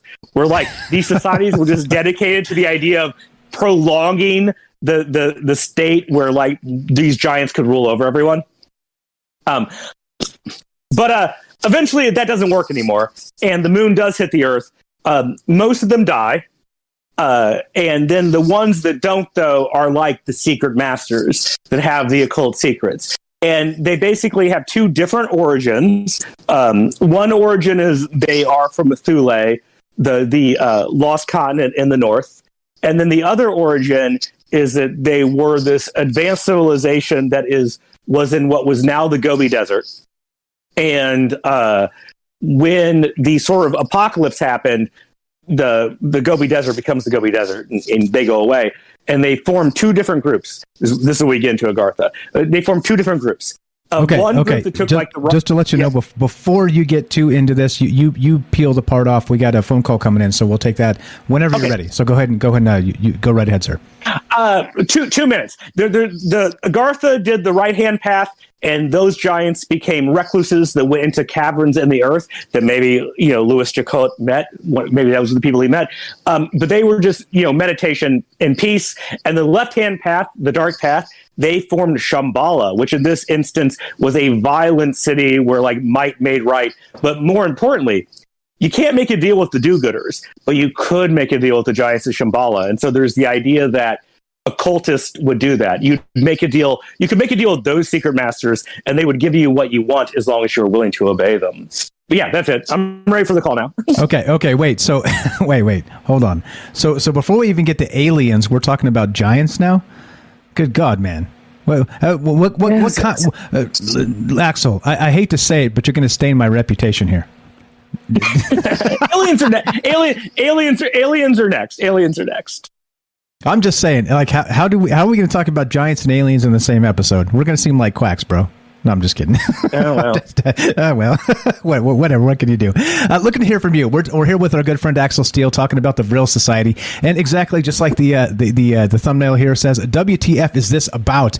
And do you believe any of this? That any of this is real or has any basis in reality? And that's what we're doing tonight. Just kind of hanging out, talking to good friends of ours. And like I always say, right? Just so you know, you're invited to be on this show. Like if you're like Axel, you read lots of books and you're into these things and these esoteric subjects. It's good. Like I'd rather talk to Axel than Linda Moulton Howe, right? And no offense to Linda Moulton Howe, I'm sure she's fine. But the point is, this whole show has always been that it doesn't have to be, this. Some people call them the. How do I say this without being rude? The UFO, let's say, community. I don't know. Anyway, like you don't have to be those people. You just have to be you and be interested. That's all. And so Axel's a great example. I met him on Twitter, and it even started out wrong. I started calling him a Chinese spy to begin, and we ended up being fast friends. And when he comes to Vegas, we'll have some beers and play some poker. But the point is that this show, this is everybody's show, and Axel's a perfect example of that. That people out there have good ideas and good things to say. And so I want to thank Axel again for being part of this and doing all this amazing research. It's you're spitting hot fire tonight. I appreciate it, brother. Thank you. No, thank you. No, thank you. All right. So 702, what do you think about this Vril Society stuff? What do you think about Axel's presentation? What do you think about all this? What do you think about the show tonight? 702-957-1037. Let's go to Joseph in Iowa. Go right ahead, sir. You're on Trouble Lines with Mike and Axel. How are you tonight? Hey, how's it going? Good. Go right ahead, sir. Nice to meet you. Hey, nice to meet you. I was thinking, like, the what do you call it? The lost, about like a lost island, and that might be our amnesia as a species. Like, there's like a lost island of like information or something, or, I mean, they always indicate it. We got like video games and like this water park in my town is actually called Lost Island, and it's like a mini Disney World in a town of like 80,000 people.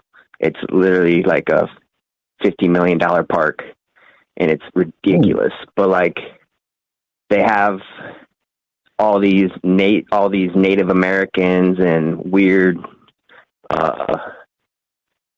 stuff in there, and I just think it's connected to all these people who are elite already, and they're doing stuff for fun.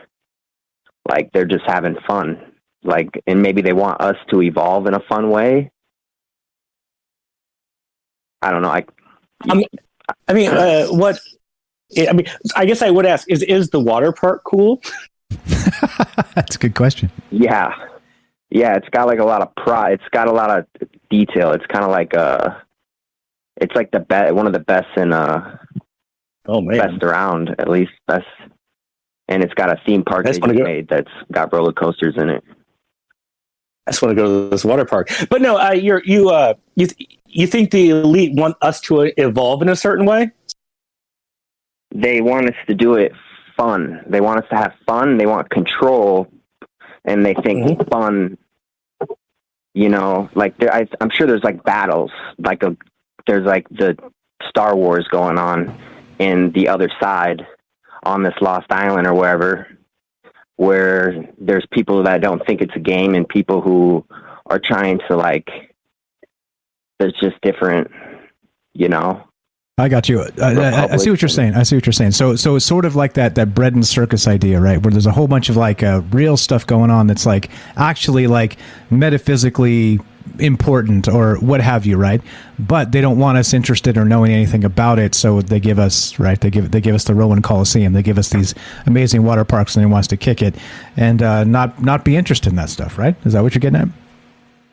Yeah, and I think kind of like make us like a bird in a way. Like, birds just fly around and eat and they have fun, you know, and they play with each other, and squirrels. But like, I was thinking, oh man, what was I thinking? You're good. We're actually out of time, bro. We got to get to aliens because we haven't done that yet. So okay. we got about 10 minutes to get to aliens. So give us your final thought, Joseph. Yeah, if you want to call back in the third hour, you're more than welcome. But let's get your final thought, and then we'll finish this up. My final thought is, how about this? I'm not quite sure. I think. What do you think about this Vril Society stuff? Have you heard of it? Do you think it's real? I think they're hiding it maybe because it's powerful. Like, it can maybe in this reality, like, if you surface some things, then it's so powerful. Maybe they're making like a spider web. The 0 point energy is like a spider web that's catching us in our amnesia and trying to harness us, and we are the 0 point, basically. Not to derail Mike a little bit, but when you say we have amnesia, what do you think we have amnesia about? I'm interested in this. Like, I guess we don't, because we know where we come from. We come from birth and stuff, but like, we don't. I don't know. I think you're talking about the Graham Hancock stuff, right? Like, we're a civilization with amnesia, meaning that we know where we came from in the short term, but there's like a longer term story that we don't know about, right? Something like that. Yeah. Okay. All right. Good stuff. But- We got to cut, bro. Can you give us a call back a little later? Yeah. Third hour. Okay. You're the best. Joseph in Iowa, appreciate the phone call. He's got a YouTube channel called Hydro Hose. Check it out. Links in the description. Thanks for the call, my friend. We got 10 minutes, Axel. We got to get to the aliens, bro. We can't go 4 whole segments on the radio and not get to the craziest part of this.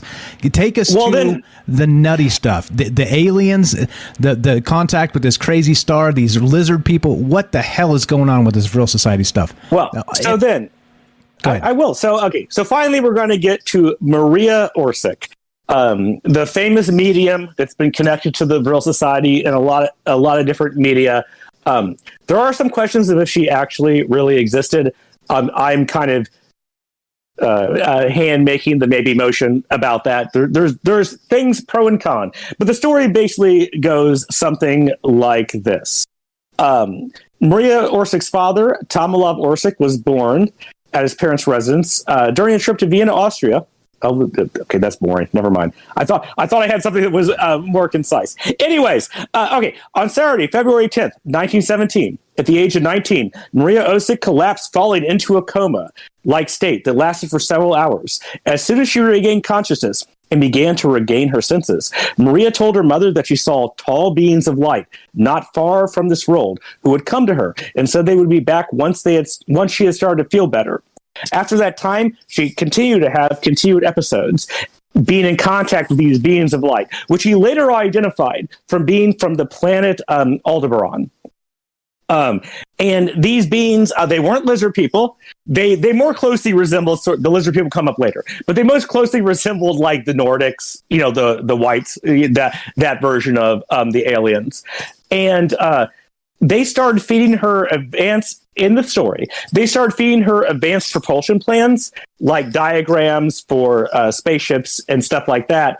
And she eventually came into the notice of the Thule Society, and then later the SS, and was her and these other 3 female mediums became this group that worked under Himmler. Now, in this version of the story, in this version of the society, they weren't super happy about that because the aliens from Aldebaran were peaceful and actually would be annoyed by the fact that they thought that maybe people were trying to use this technology to make war machines. And what happens in this version of the story is that they try and keep the best secrets of these people back from the Nazi German officers, and mostly are just trying to get them to construct a spaceship, a Vril powered spaceship that will allow them to escape. Because what the 4 female mediums wanted to do more than anything else was to leave Earth and go to the star system where the aliens were at, to stay with them. And the way the legend goes is that they do eventually succeed. And in 1945, there's this thing called Bunker X. But in 1945, they succeed in getting on the ship and escaping. And she leaves a note behind for people saying that basically, things were getting too dangerous. We left and we're not coming back. And she escaped free to the stars. She shows up in a lot of the other stories. Not all of them are so positive about her, but the core story was her, these 3 other female mediums, in contact with these luminous beings from Aldebaran. There's also a thing where maybe they were the origin of the Aryan race because they had lived on Earth before the Great Deluge.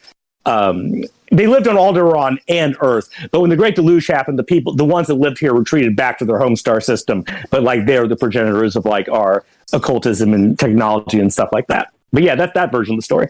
Okay, and so the weirdness about that is that they were in contact with this alien race from this star called, I'm going to say this slowly, it's the Aldebaran. They call this is the star in the bullseye. Aldebaran, yep. Right? Yeah, in Taurus. Yeah, in Taurus. So I got this up on, again, links in the description if you guys want to check this out. It's a real star. I was a little surprised that with all the shenanigans in this story that it was actually a real star. I was talking to Axel last night. I'm like, whoa, this is a real star.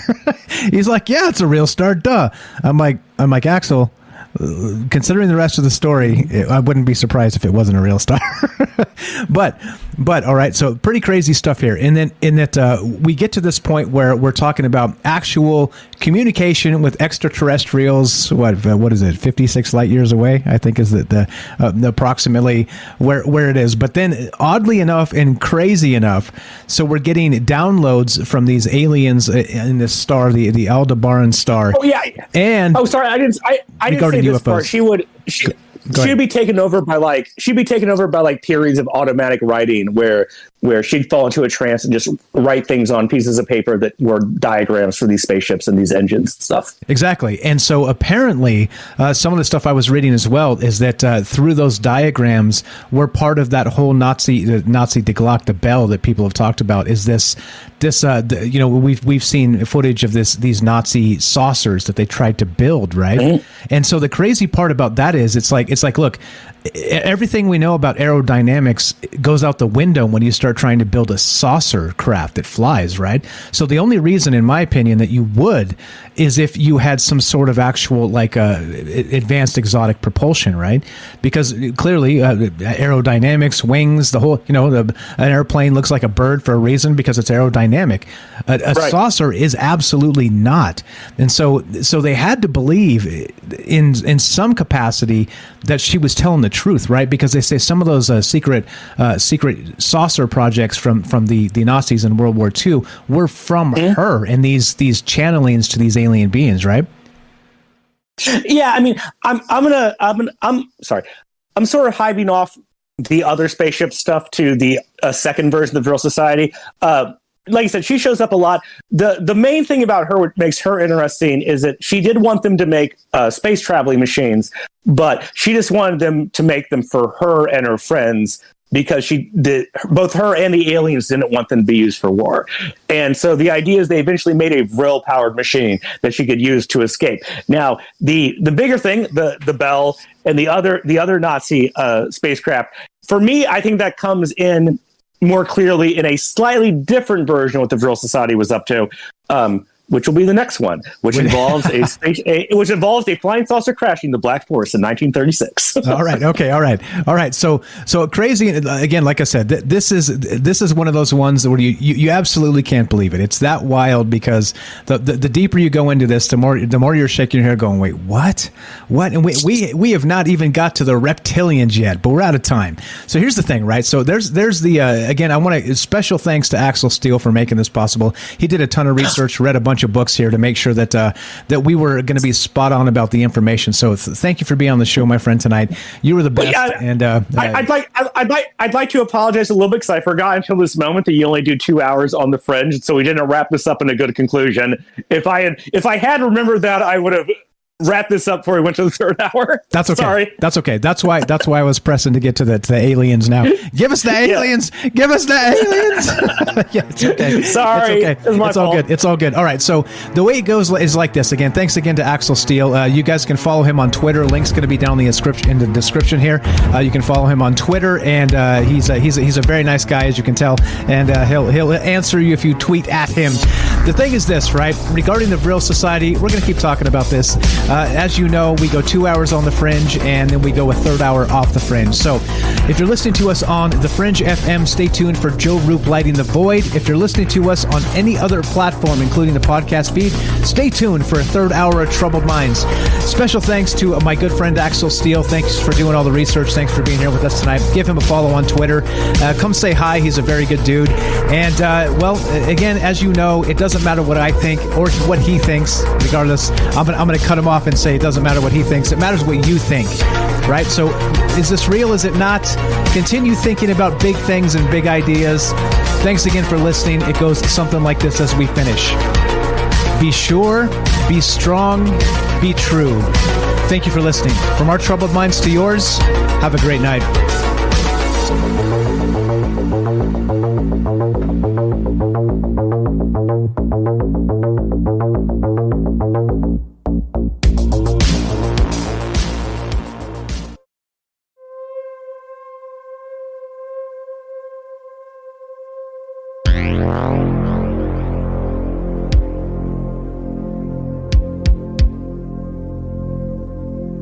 Damn, we're good. To the second, Axel. Amazing stuff, brother. Thanks for being here. Thanks for hanging out with us. We are now off the fringe. We're into the third hour of Troubled Minds. Now we can go and be as unprofessional as we want. Go ahead, Axel. Let it all out. I know you're all pent up. Let it all out, brother. No, I'm fine. I was trying to remember not to cuss earlier. Thank you. Appreciate that. That's what I'm saying. But now you can let it all out. You can drop all the F-bombs to your heart's content. So here's the deal, right? We're going to do a third hour of Troubled Minds. Again, I can't thank Axel enough. He's brave in that he's like, nah, man, I'm going to do the whole 3 hours. So here he is. We're into the third hour. We're still talking the Vril Society. So thanks again, Axel, for doing this. Thanks for being part of this and doing all the amazing research. That's what it's about. It's about learning. It's about spreading the word, and you're doing that, and I appreciate it. I'm learning a ton here, and yeah, here we go. Third hour. Anything else before we take a quick 2-minute break?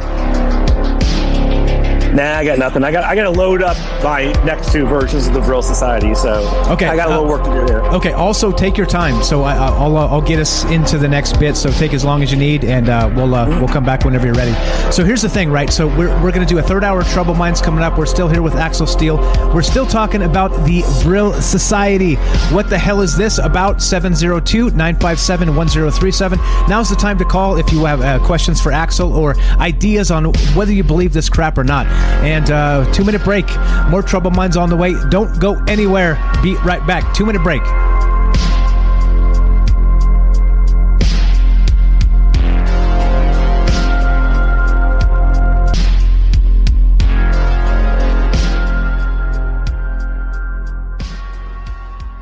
All right, welcome back to Troubled Minds, and I'm just getting back, so hold on, and I'll get the screen properly set up. One moment. No headphones on. Here we go. All right, roll it.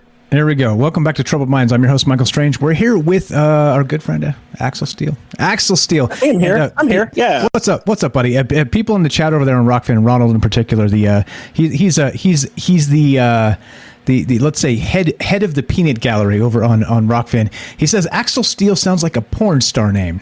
Care to comment, my friend? Well,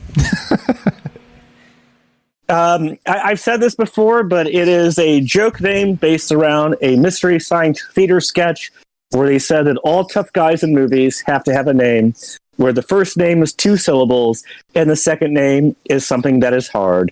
And their examples were like Peter Stone, and then as a joke, like Daryl Drywall. And I took that to heart, and I came up with my own internet pseudonym, Axel Steele, that I've been using for roughly the last 30 years. And I got to say, it definitely rings Chinese spy. I'll tell you that. It screams Chinese spy because it's almost like in my mind, I was like, wait, so if we're going to make the most, like grotesquely, what's that movie with America? Fuck yeah. What's that movie with the puppets? The puppets? Yeah, American Teen Police or whatever. Yeah. Like very much that. Like it seems like that name would be in that movie, right? It's like, no, this is the most American name ever, Axel Steele. It's a total. Most people accuse me of it being a portmanteau between Guns N' Roses lead singer Axl Rose and type O negative singer Peter Steele. All right, fair enough. However, it's got to be. It is definitely one that makes you raise your eyebrow and go, fuck no, that's not a real name. I've never tried to pretend it's my real name. I know. I'm just saying. It's all good. Okay. So what we're doing tonight is we're still talking about the Vril Society, guys. Love to hear your thoughts on this. Here with our good friend Axel, and we're just he's done a ton of research regarding this about the origins of the Vril Society, way back to the fictional account that takes us all the way into the Nazis, and then not only that, to this ridiculous star called Aldebaran with the alien contact and flying saucers and oh god, what do you say? It's not lions and tigers and bears. Oh my! It's psychics and saucers and Nazis. Oh my! Right? Anyway, so point is that we're still talking about this, and we'd love to hear your thoughts. Have you heard of the Vril Society before tonight? And if so, do you think this is real? Any portion of this stuff, even the more out there stuff, do you think it's real? real? That's really what these conversations are about. It's sort of not just in why people believe these things or why they're important threads in history or pseudo history or even conspiracy theory or whatever, but it's what do you believe? And that's really what the show's always been about. So I'd love to hear your thoughts on this. If you got questions for Axel here about you can tell, obviously he's done a crap ton of amazing research. So if you got questions for him, he's definitely open to that. And if you just got a comment on the Vril Society or the show itself, give us a call 702-957-1037 and we'll put you on the show. Easy peasy as that. Troubledminds.org. Click the Discord link and get your ass in here. All right, so let's get to the aliens. So we got the aliens. We got this star called Aldebaran that's 56 light years away or some shit like this.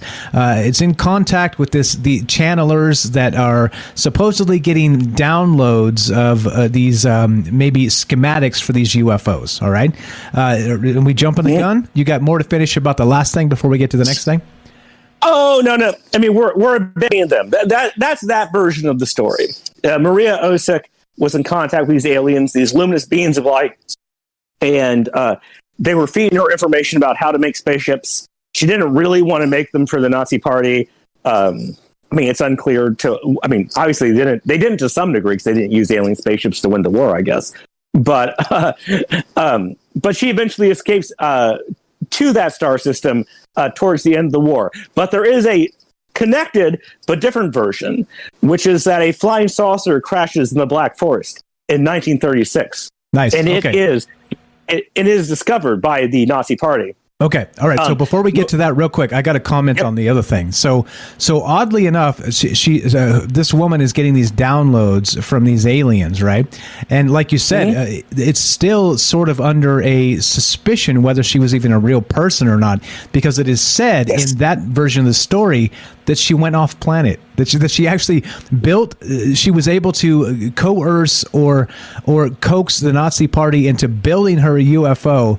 And she flew, flying saucer, sorry, not a UFO, flying saucer, and she flew home to go to off planet to go live the rest of her days with these aliens, right? And that's how.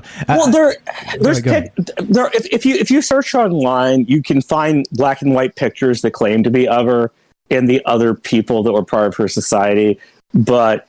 Other people have looked into it and couldn't. In theory, she was from Yugoslavia, and other people have looked into it but haven't been able to find birth records. But in one thing, birth records weren't super,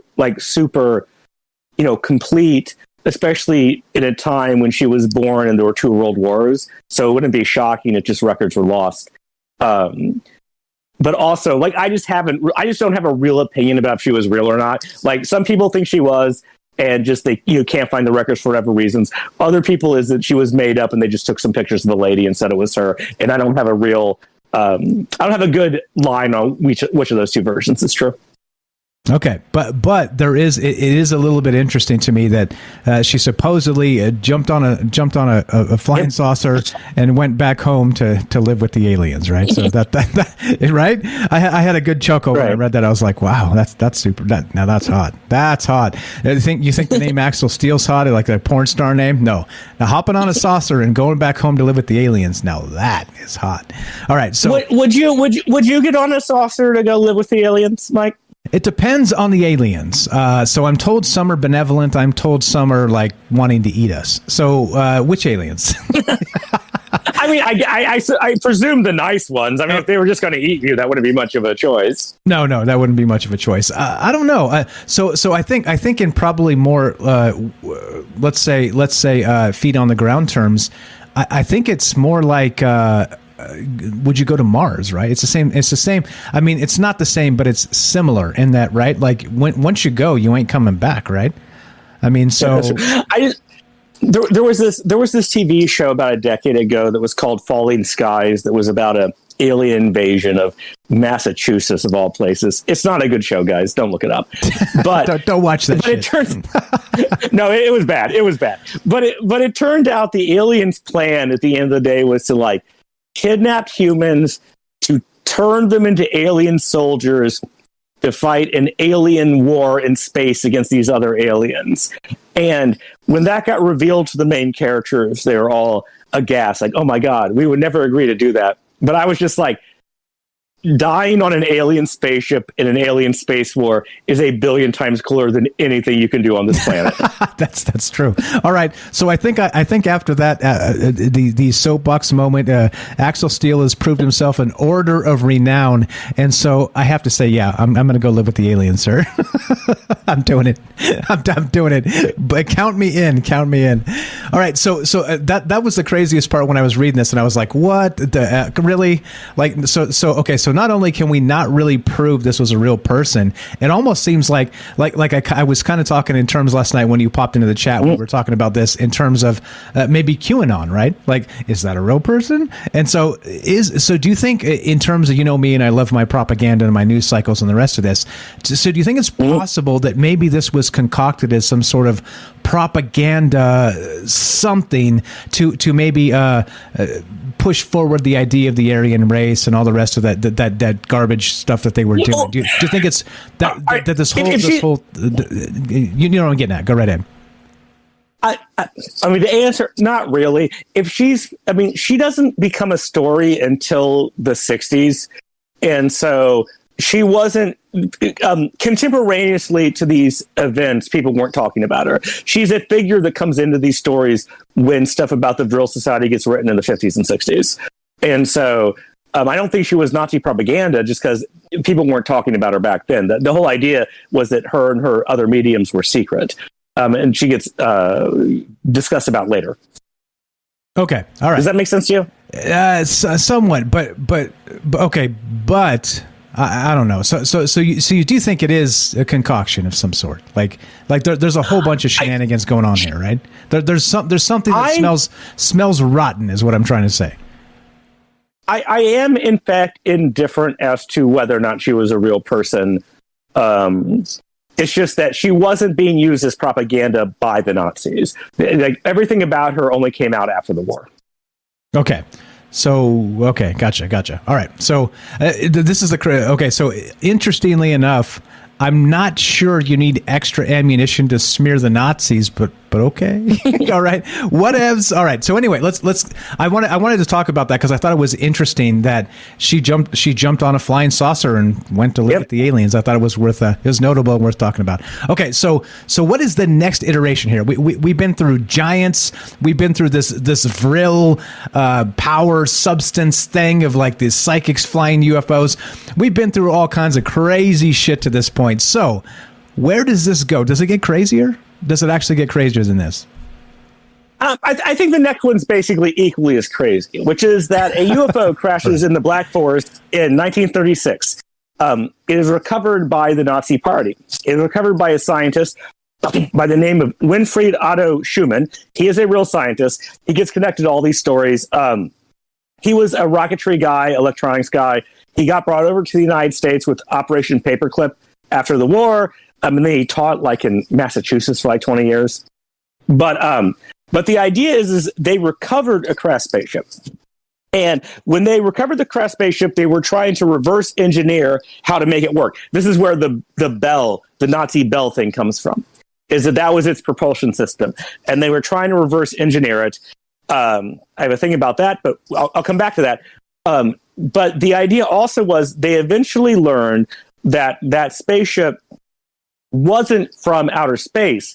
It was from within the hollow earth, if you can imagine that. Yes. And that's the idea. Now we're talking. Yeah. Now we're in business, Axel. Now it's getting hot in here. I'm gonna have to take off my shirt. It's getting so hot in here. All right. So now the Nazi bell, that the Glock. Everybody's watched the Ancient Aliens with Giorgio Tsoukalos with the big hair going, the Glock, the Nazi bell, right? The time travel and advanced propulsion. Well, so the story goes that you're saying it's not from aliens. Wait. How's it go? Ancient astronaut theorists say yes. Ultra-terrestrials say yes. That's what we're talking about. In this version of the story, it is from the lizard people inside the Earth. So yes, which is a different version of the sort of Vril people living under the Earth. And the idea is they eventually figured out it was from Antarctica. They sent an expedition to Antarctica. because they can't really get the device to work very well on their own. They discover that in the interior of Antarctica, there's, like a tropical zone. There's like these underground caves that you can live in that aren't super cold. They find the remnants of an ancient reptilian civilization, and that allows them to perfect their devices. So they like build UFOs there. I mean, in a lot of these stories, this kind of happens like both before and after the war. And, there's the idea that the Nazis are still hiding out in Antarctica, that has come up. But in some of the stories, the reptilian race is just dead. And in other versions of the story, they eventually encounter members of this declining race and become allies of them. Like, that's like two different versions of what happens. But yeah, it's the idea that they reverse engineer this Bell technology from a craft spaceship, discovered it was from Antarctica, got there, either recovered ancient reptilian technology or made contact with them, and then have been hiding out in Antarctica in their secret base ever since. Of course, because ancient astronaut theorists say yes. Now look, there's some weirdness to this. In that, there's some overlap with. I'm sure you've heard of Operation High Jump and Admiral Byrd, right? So yes, this comes in. Yeah. Okay. So it does link into this story, right? So even if we're talking literally, Vril goes back to the 1800s, but then we're literally still talking about this shit post World War II, in the sense that they say that 100 Nazi subs or some shit like stole all the riches of Europe and like went to make a secret base in Antarctica, right? But then Operation High Jump supposedly was sent with Admiral Byrd at the head to go root out this Nazi base in Antarctica, and they encountered Nazi flying saucers, right? So is that part of this, or is it sort of I'm making leaps here? Oh no, that's where this connects to this thread with. I mean, but also there's a story that Admiral Byrd, like in an earlier life, almost went in with Germans for an Antarctic expedition before the war, and he turned it down. That's the legend. He turned that expedition down, and then only went back later when they had to try and root him out, which by all accounts didn't work. I mean, I think that's my understanding of the high jump story. I'm not an expert on it. Yeah, so it goes kind of deep because, interestingly, right, so if we're going to bring it all the way back around, Admiral Byrd says that he was flying over not just the South Pole, but also the North Pole, and he says that there was an opening large enough to fly his craft into, and he's literally talking, and this is again, right, so there's this thing that's been quote leaked that says it's the diary of Admiral Byrd, right? But I think largely that has been mostly considered fake. It was faked. But as the mythology goes, which is what we talk about, the folklore, the mythology on this show, is that Admiral Byrd actually flew into Agartha itself, saying there was like, not just in the South Pole, but in the North Pole. In both cases, there were huge openings to where it could go into, you could literally get into those societies, those like inner earth sort of Agartha type societies, and he met ultra terrestrials and the whole bit, man.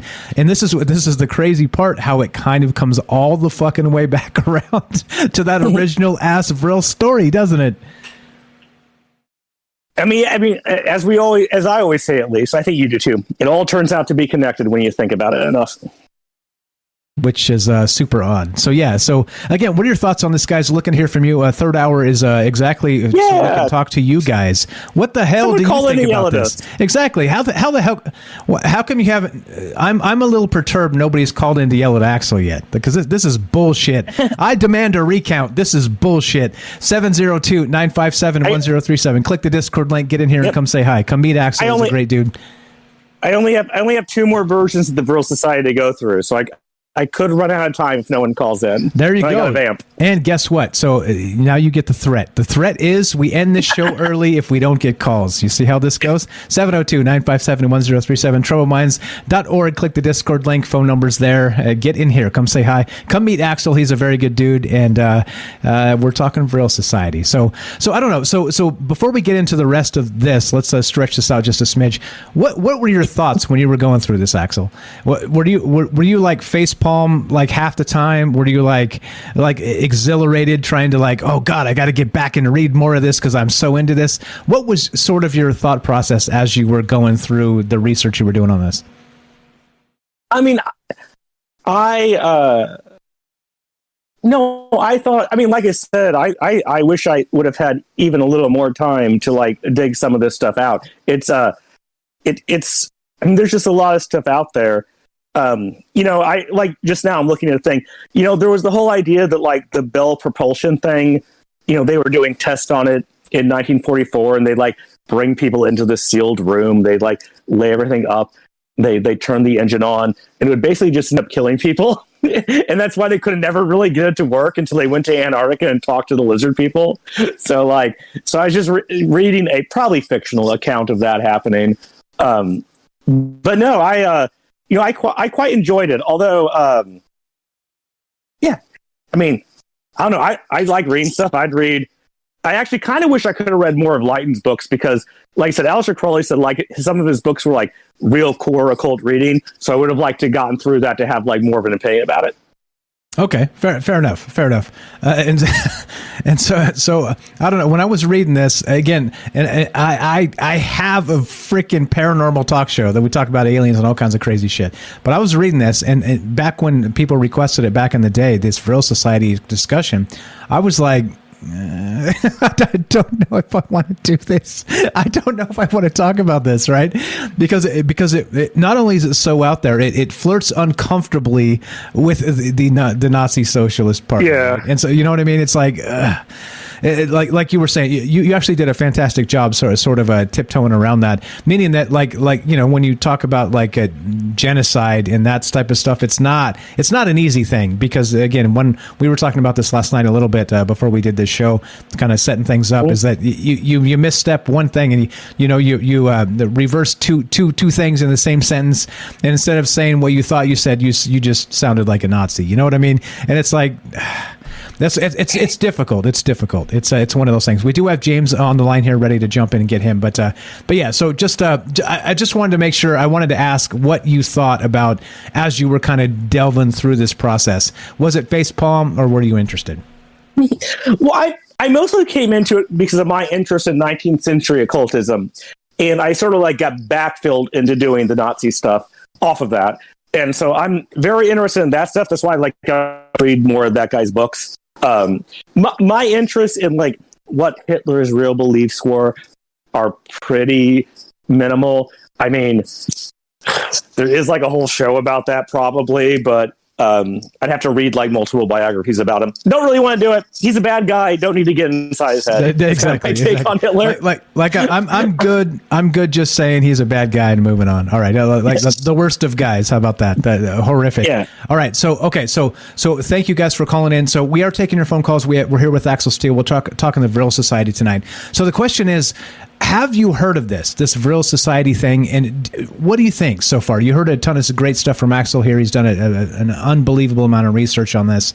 But like he admitted, there's more. Like there's more to get into here. So as crazy as this got with like the flying saucers and the tuning into the aliens at this Aldebaran star and all the rest of this and this psychic medium thing that coaxed the Nazi party into making her a flying saucer so she could fly off and live with the aliens.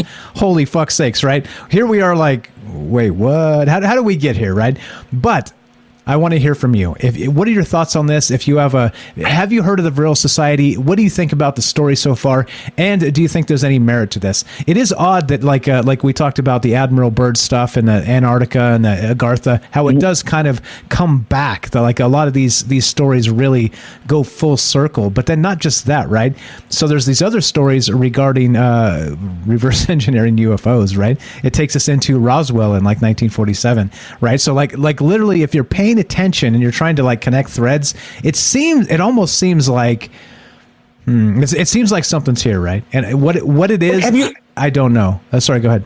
Have you heard that the Roswell thing was really a crashed Nazi flying saucer? Russians, yes, Russians. Yep, I've heard this. Oh no, I know. I heard. When I was researching this, I heard it was a crash Nazi flying saucer. It was one of their flying saucers, part of this Vril program that crashed there. No, so I think Annie Jacobson wrote a book regarding Roswell, and her theory was that the Roswell UFO crash and the bodies, the extraterrestrial bodies, were actually faked. It was a Russian fake to dig into American media and propaganda, and so there's this ongoing theory about Roswell and UFOs and the rest of that all of this entire subsector of the UFO community is literally Russian propaganda. So I don't know. So I haven't heard the Nazi version of that, but yeah, it does seem to all kind of go full circle at some point, doesn't it? Everything's connected. Everything seems connected. All right. We got some calls. Let's get to them. Appreciate it. We're here with Axel Steele. We're talking about the Vril Society. Have you heard of this? Have you not? What do you think? Is it bullshit? I'm gonna bullshit. I'm gonna say it. Is it bullshit? Slow down. All right. What do you think? Let's go to, we got James. James was here first. We're going to go to James. We'll go Tam Bam, then we'll go Kelly. What's up, James? James, welcome to Troubled Minds. You're on with Mike and Axel. Go right ahead, sir. How are you tonight? I'm okay. Great topic. I'd heard a little bit about this, but not much. So, yeah, I'm glad to be here. Thank you.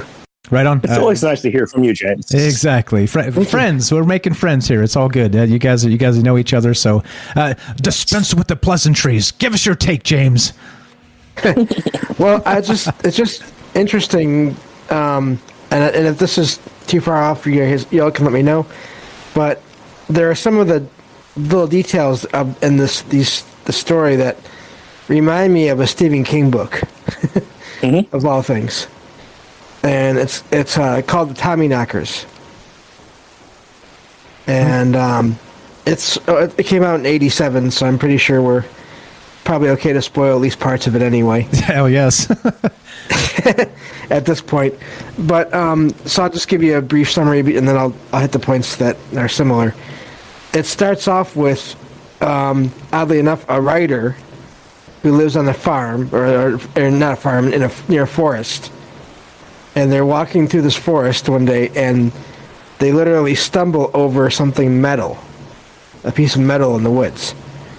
Turns out it's a ship, like a flying saucer almost kind of ship. And they start digging it up. And as they're digging it up, they start almost like losing their mind, and there's other physiological changes. So basically, they're becoming an alien based on whatever energy or radiation is coming off of this ship. And the whole book is about, it's a horror story about this town basically being altered and by the ship and them coming together to dig it up. And the technology they use, or that they end up inventing, because part of this is also getting back to the whole psychic thing, is that they notice an increase in some parts of intelligence, and so they start inventing things. And some of these machines give off this green light, this green energy. Oh shit! Oh shit! Stephen King could have been familiar with the literature about it. Does it connect to Nazi Germany at the end somehow? That's the only part where it doesn't really go to that, but it does lead to the ship being set free, we'll say, and all the craziness that goes, surrounds that. But the ship is also run through a connection to the mind. It basically runs off of telepathic contact with the ship. That's wild. So we got the psychic saucers. Psychic saucers. Yeah. There are these details parallels. That just really, I thought there's, a handful of them there. It wasn't just like one or two, there's a few of them there, So I just had to add that in because I thought that was really interesting. And yeah, it's possible. I think, that's fiction often kind of intersects with reality. And crosses with reality in different ways, and then apparently back again, possibly. Yeah, right. Several ways with Operation High Jump, Roswell, and how it maybe all ties into all this crazy shit. Thoughts on that, Axel? I mean, that sounds about right.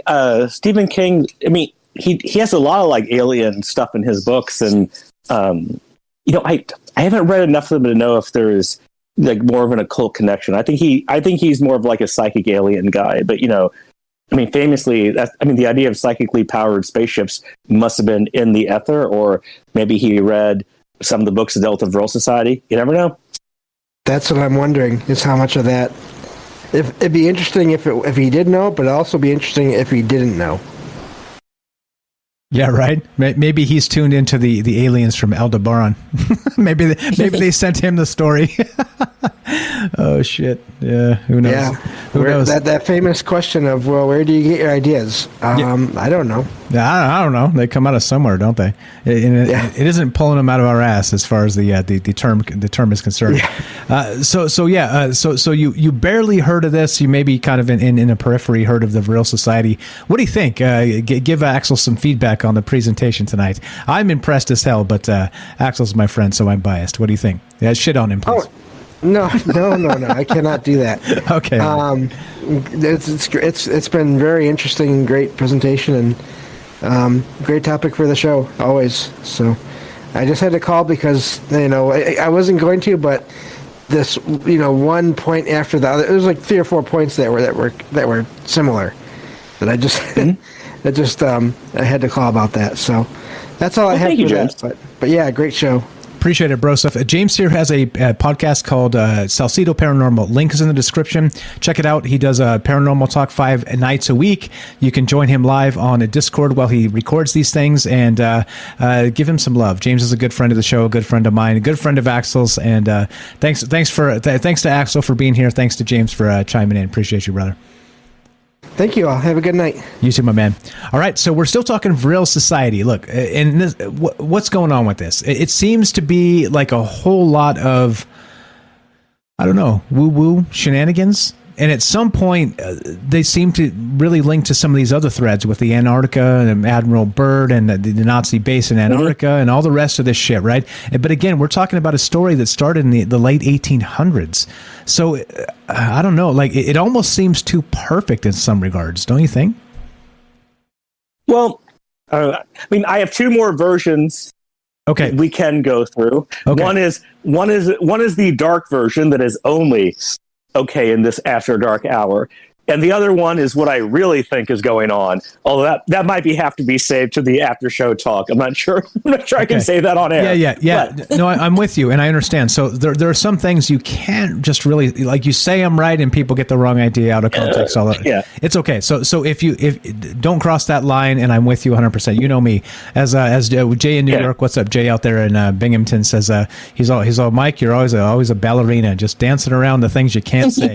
And well, because it's just being media savvy at some point, right? You just can't say shit, because if you're clipped out of context in those particular terms, especially when we're talking about Nazis and the Holocaust and things like this, right? Just horrific shit.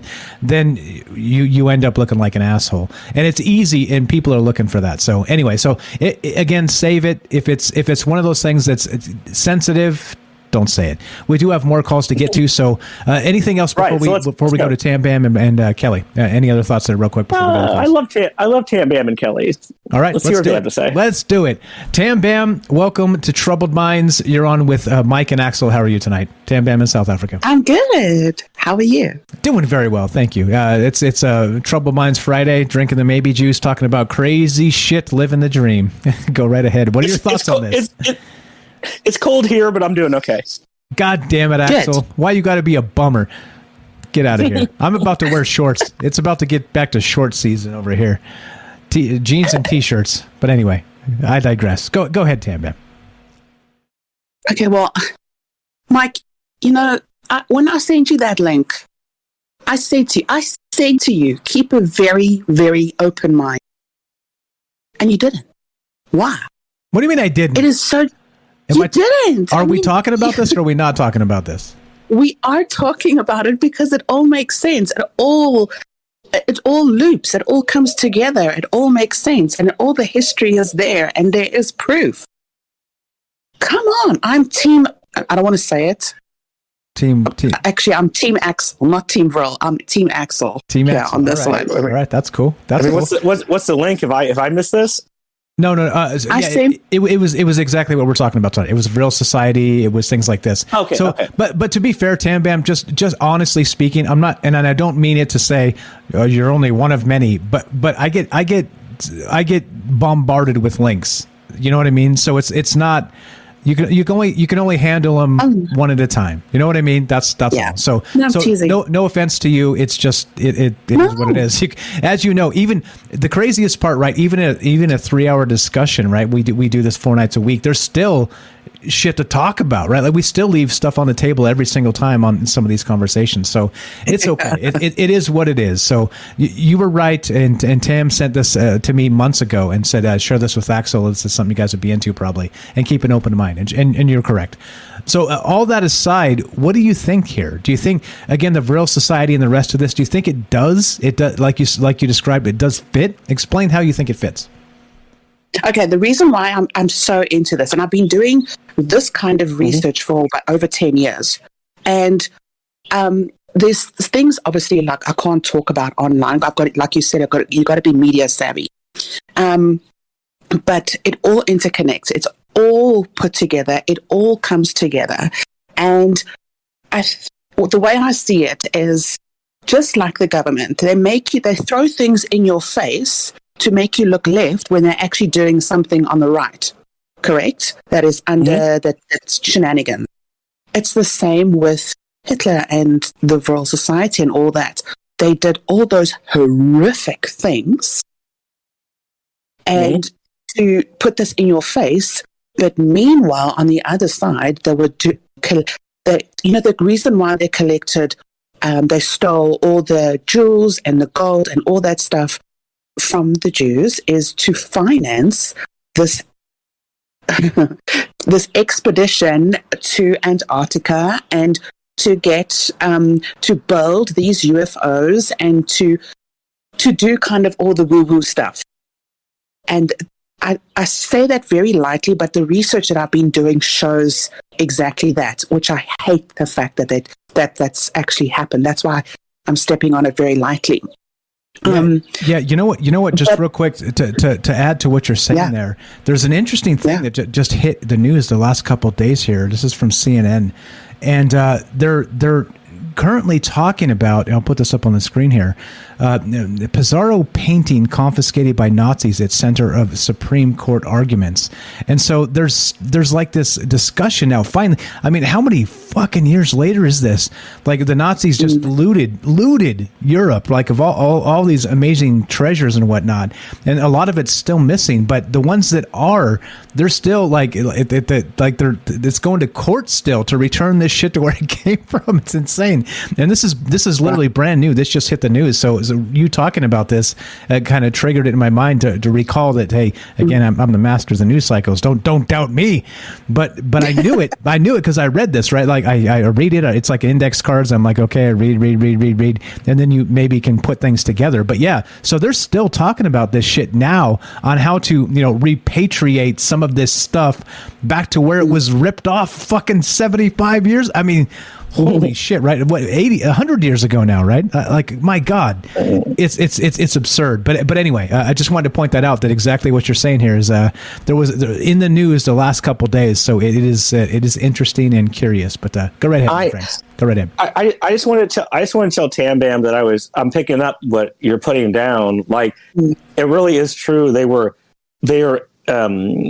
taking all this wealth from people they were sending into the camps. So it was mostly Jews, but there were other. The Roma was and other Polish, disabled people. Yeah, and they really were using that money so that they could off the books without taxes, like fund their weird occult expeditions. That was happening. And Hitler was known for being woo-woo. He was really, really into these weird, witchy, alien conspiracy, all these things. He was really, really into it. And how do I say it? There is information, light information, whispers about him actually faking his death and running away with certain scientists. I didn't get into that in the show, but that's one version of the Vril Society. Was the Vril Society were the people that were letting the Nazi higher ups escaped to South America. No, not South. That's a whole other show all by itself right there. There's supposedly in Spain like a particular church on the coast that they smuggled them through. There's a whole lot to that. So that's a whole other show. Again, I just don't like talking about Nazis in particular. So that's why we don't do this stuff a lot, because it's gross. It's a grotesque period in history. And again, you're inviting yourself to put your foot in your mouth. And I don't like that either. I just don't like that. But anyway, sorry. Okay, No, you're okay. No, I don't mean it like that. I mean it like in the sense of me talking about it a lot, because if we do a show about it in 3 hours, right? Like what, 80% of that's on me. And so I'm the one, right? I'm the one that's probably going to stick my foot in my mouth. So that's why I kind of don't do that stuff. But it is fascinating. It is a fascinating part of history. And did he escape? Maybe. I'm definitely open to that idea, but go right ahead. Okay, it is right. He did escape, and there was help to South America, only because there was a entrance. Now listen, and be open-minded. Right. There is an entrance in South America to Inner Earth. Agartha. And Agartha comes back. All right. Exactly.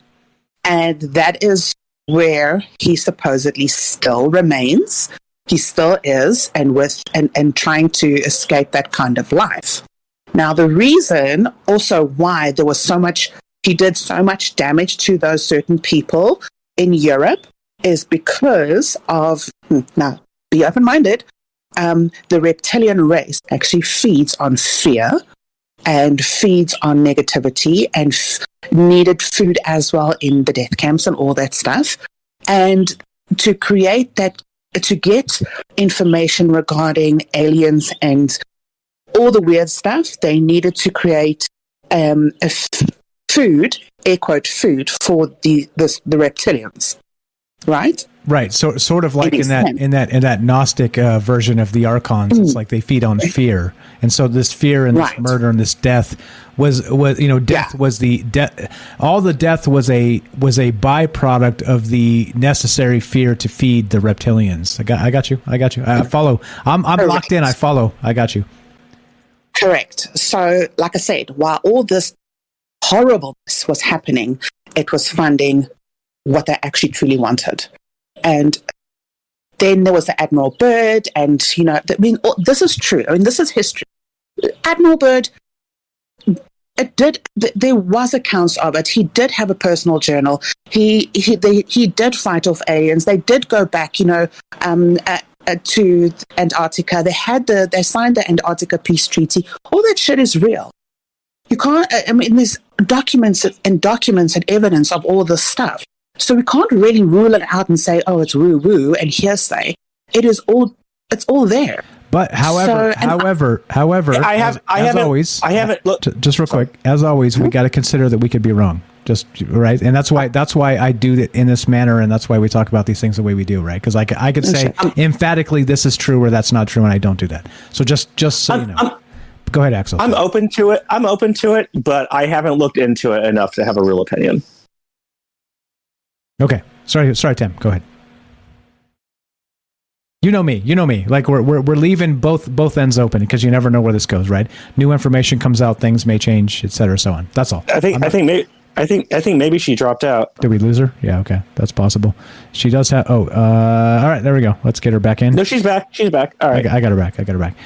Tam Bam, you are, hold on, I think you are a okay, so just an FYI to the moderators, Tam Bam is now a moderator on Discord. If you're actually a moderator on Discord, you can jump right into the on-air channel. You don't have to jump in the caller queue. So all I ask of you is that jump in and mute first, and then let me know you're there, and then I'll bring you on the show. So you don't have to wait in the caller queue. Just jump straight in. Just don't bogart the conversation and interrupt everybody. That's all. But so yeah, you just jump right into on-air. Axel's also part of that. Kelly's part of that. Tam Bam, you're part of that as well. So go right ahead, Tam Bam. Sorry about that. You jumped out. Yeah, welcome back.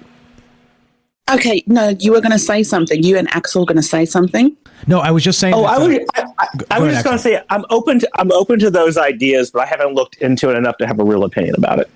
And I was just saying to you, Tam Bam, that truth is a slippery fish. That's all I was saying. So, even though we emphatically want to believe, also I want to stress that we have to leave the outlet that we may be incorrect. And you know that you're part. You've been part of this family for a long time. Yeah. So, okay, so that's all.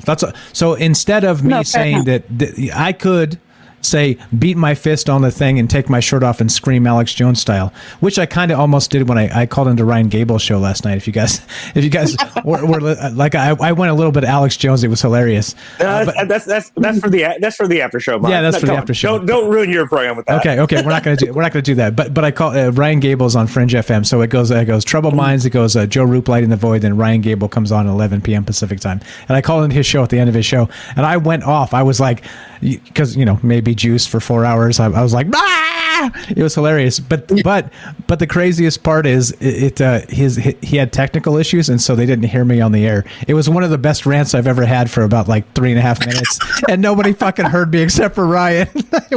Anyway. So my point is that we got to leave an outlet open because we could be wrong also. But anyway. So okay, for sure. Go ahead, Tam. And also, it's like a broken telephone because it's also all hearsay. You weren't there. I wasn't there. I didn't know. It's all going in hearsay. But I will tell you something. My husband is a German, as in through and through. And this is also part of his family history. And there is some evidence that is locked away in a vault in the bank that we will. I haven't seen it yet, but he has told me about it. That his family doesn't speak about. So this also, there is some kind of family history pertaining to Hitler and all that kind of stuff. Yeah, I'm playing the Kill Bill sirens in the background here. No offense, Sam Bam. I love you. No. Right? No, sure. But there's a whole lot of that too, where that's again, that's that secret stuff. That's literally so interestingly too. Somebody said in the chat, it's been scrolled 2 hours ago, so I forgot who said it. But somebody mentioned in the chat when we started talking about Vril when we first began tonight, is that the Vril Society was the beginning of that. The Alex Jones breakaway civilization and Hitler escaping and all the rest of this being related. Mm-hmm. So interesting thoughts there. Yeah, for sure. Yeah. There were also, there's a lot of, in that society. And you know what the crazy thing is, it still exists today. It is so secretive, but it still exists today. I don't know how I came about it, but I was doing some seriously research. You go into one thing and you go into another thing, and they do still exist. Which concerns the shit out of me. What are they up to? What are they doing? Where's all the artifacts? How's this? How are they influencing? I mean, because I know that there are 26 levels of secrecy above the presidents of the United States. How far does this go up? And that is what concerns me. And they always try to say that, witches and all this esoteric stuff and all the aliens is all, out there and you're crazy because they're actually doing it. Because it actually does exist. I mean, they were saying that giants don't exist and this is rubbish and it's only in the Bible and blah, blah, blah, blah, blah. But there's evidence of giant skulls and skeletons and what about that giant in... Kandahar, it was in the Middle East. Kandahar, the giant of Kandahar. Yeah. And that was like recent. I wonder where that came from. Like again, me being the open and the skeptical mind at the same time. I don't know where that information came from. Right? I love the idea of the Iraqi Stargate, the city of Ur, and all that stuff. I love it. But where did it come from? I don't know. It's interesting. So I don't know if you know of John Borland. He's a storyteller on YouTube and he's fantastic. And he was a Navy SEAL. And he told this story because he heard this story from a person who was actually there, who actually experienced this whole situation. And how he told it, they did fight this thing. And this giant came out and killed how many soldiers. And the spear was apparently super huge. And he came out and he was wearing animals. Sorry, that's my dog. He was wearing animal skins for clothing, and it was in this cave. And once they finally defeated this giant, the government came in and escorted this giant, the dead body, away. And they never heard about it since. and it was hush hush. You sign this document, you will never talk about it again. To you, it doesn't ever exist, and that's how it went. So now the story is the truth of it will never be told. So it's still again from one person's story to another person's story that he told. So I don't know if there's a broken telephone somewhere there, but that is. It's not like a story from 100 years ago. It's like 10 years ago. Gotcha. I mean, there is this. I mean, to connect it back, there is this idea of like before the last impact, there was this race of giants, and they're still around, being the secret masters of these occult societies. Now, the giant of Kandahar seems to be a bit more primitive, but who knows? Who knows? Hey, so Tam Bam, we got some calls to get to. You're welcome to stay here, hang out. Yeah. If you want to hang out, pretty please stay here. If not, you got to go. We understand. Great stuff as always, Tam Bam in South Africa. Follow her Instagram in the link below. Scroll down, her link is there as well. Thanks, Tam Bam. You're the best. Okay. Cheers. Thank you. All right, so we got a couple calls to go to. We got Kelly's been waiting a long time. I see you, Philip, on the phone. So Kelly, I'm going to ask you for a super good favor because you're my bro. We've been doing this a long time. So let's go to Kelly. Let's get your first initial thoughts, and then Philip on the phone has been waiting a long time as well. So we'll start with you. If you can pause, we'll go to him and then come back to you. If you're cool with that, what's up, Kelly? Well, in Colorado. How you doing, brother? No offense. Couldn't we just pull them both in? We could, but it turns into let's do it. Let's hear Kelly, and then we'll bring in Philip. Let's do it. See, there you go. The reason I don't do that is because Joe Rogan's got a good point. Is when you get too many people like in the same conversation, it just turns into a shit show. So it's like you kind of one at a time. But anyway, it's the last 10 minutes. 10 minutes for you. We might go 30 minutes for me. Who knows? Yeah. But all right, well then you only have 3 people on the line. It won't be a big deal. Buddy. There you go. See, exactly. See, Axel's making threats. Kelly in Colorado, go right ahead, my friend. Fellas. Welcome. Hey, guys. Please get close to the mic and speak loudly. You're cutting out already. All right, let me move my stuff around here. How you guys doing? Doing good, man. You? Good. Interesting show tonight. Thank you. What do you think? Thank you. Is this real? Is this not real? I looked into this too because it actually kind of it goes with a lot of stuff that I researched too. So, but it's a different rabbit hole. But like a lot of these rabbit holes, once you get down far enough, they all connect anyway. So, but yeah, it's an interesting thing. But if you want to go with that guy first, I'm willing to wait. No. Go ahead. So it's completely up to you. You tell me. I know you were here before he was, so you've both been waiting a long time. So I just want to give you the chance to give us your initial thoughts. If you're deferring to him for a minute and you want to get after that, I'm down with that. You tell me. It don't matter, man. It's up to you. I could. Like my first initial thoughts was actually it coincides with a lot of the ancient stuff that's going around, right? So, I just want to touch base a couple things that was kind of mentioned tonight, but like for one, the Jew or the Nazis had different types of models.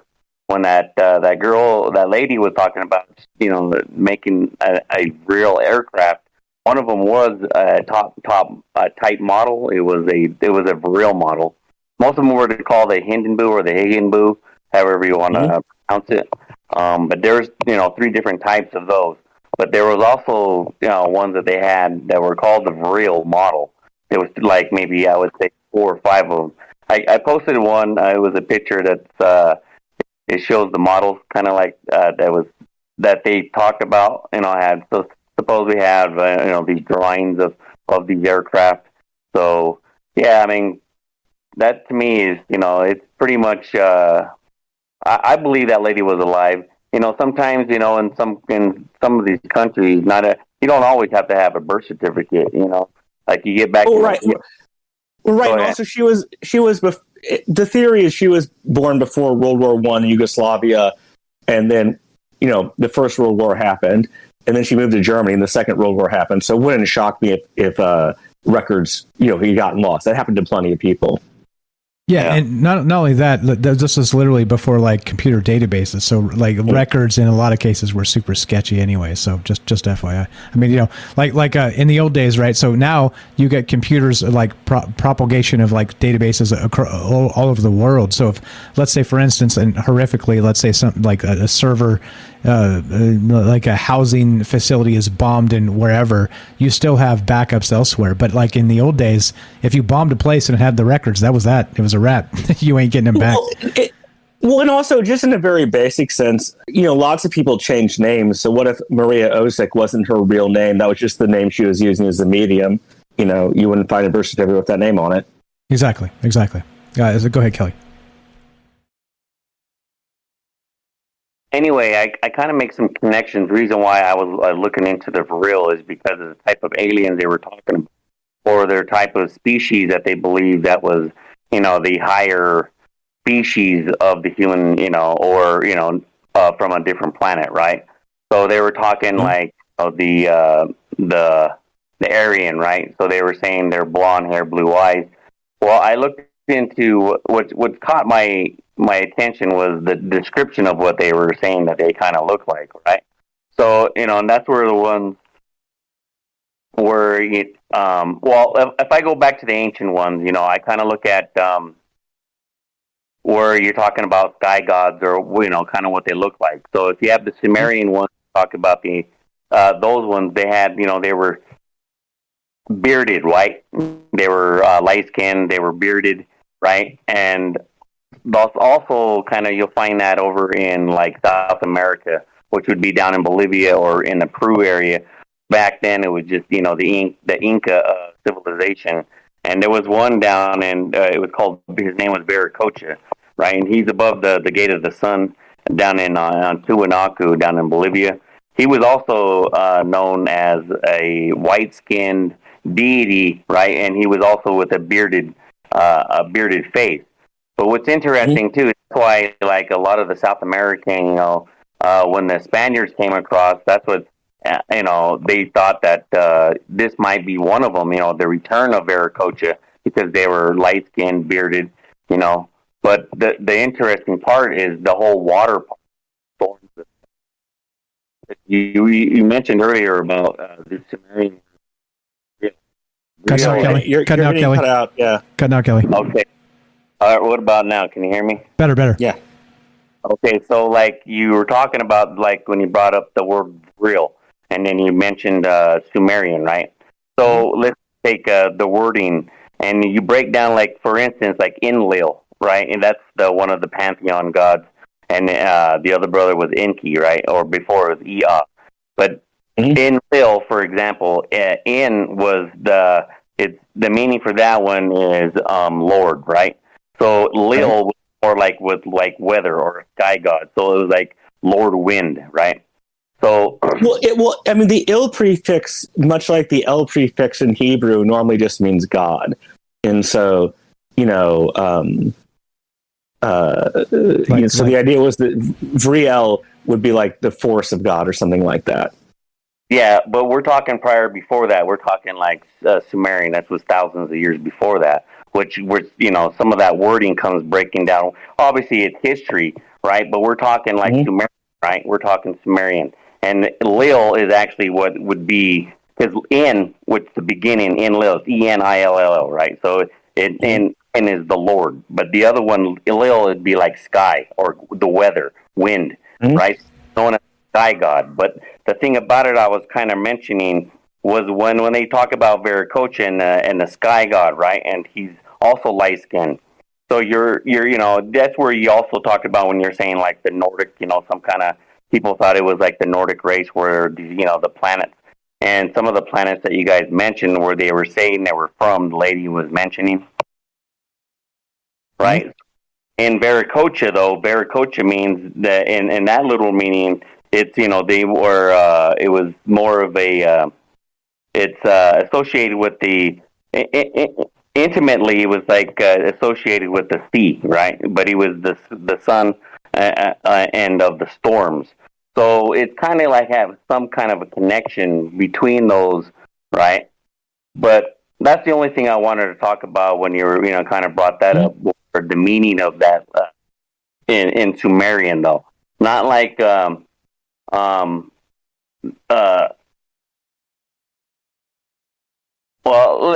let's go on beyond that again. But like with it gets deep. It gets deep, doesn't it? It does, yeah, it does. But like another point I wanted to, kind of when I was researching too, is actually with the SS, right? Because you had the Vril, and Heimlich Himmler was the one that was kind of like with over the SS, right? So he sent, in my belief, okay, when they sent all these SS out through, it wasn't just Tibet. He sent them out throughout the world on these ancient sites. That's where Germany has, like you just brought up earlier. I just seen that too, where they were, like the country wants their artifacts back from Germany, the ancient German, from World War I and II, because they were taking all that shit from all these countries, right? And these ancient SS or these SS people were hitting all these ancient sites. I believe that, not only that, they were looking for something as extraterrestrial, because if any of these sites were talking about sky gods or stuff like that, they had people like with their archaeology, they were the first ones actually that were doing some major work down in those areas. They were doing some real digging and real work. That's where, you'll find a lot of the German archaeology is one of the premier archaeology out there anyway. Yeah, well, again, right. I mean, go ahead, Axel. I was going to say, the real Indiana Jones shit at some level. That was, right. 1920s, 1930s was the first time a lot of these sites were being opened up to outsiders. You know what's nuts too about the Indiana Jones is like he's basically a grave robber. Like Indiana Jones. Yeah, he's not great. He's not great. He's like slipping in under the cover of dark and like beating the authorities to the fucking treasures, and then he's selling them on the down low to his fucking museum that he works. Like fuck, man. How are you gonna make our heroes grave robbers? This is bullshit. Kelly, you're the best. You got more time, or we're gonna go to this phone call. If you got more to say. Pretty please hang out. It's up to you. I got a couple more things I'd like. Okay, you're cutting out, but go ahead. No, we can go ahead and go to the other caller. Okay, let's go to the phone call. He's been waiting a very long time, almost 20 minutes now. Thank you, Kelly. This is Kelly in Colorado. Good stuff. Very brother of mine, a friend of Troubled Minds. He's been around for a very long time, talking about amazing stuff. Let's go to. We're here still talking about the Vril Society. We're here with Axel Steele again. Thank you, Axel, for the graciousness of you're spending your time with us and all the amazing research you did. Good stuff. We got Kelly here. We got Tam Bam here. Let's go to Phil in Washington. Thanks for waiting, my friend. Welcome to Troubled Minds. You're on with Mike and Axel. Go right ahead. Okay, Mike and Axel. Pleasure to be here with you this evening.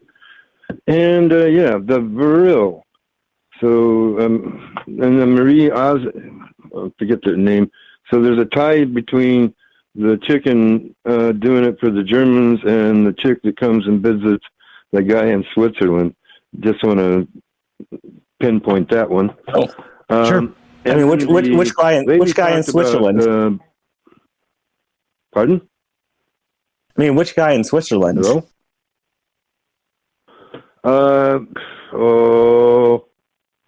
He's the one-armed guy. I can't remember the bugger's name. It's hell to get old. Okay, that's fine. We can push on. What else did you want to say? Yeah. I guess it was. I guess I won't pinpoint it. That's anyway, okay. That's okay. Go ahead.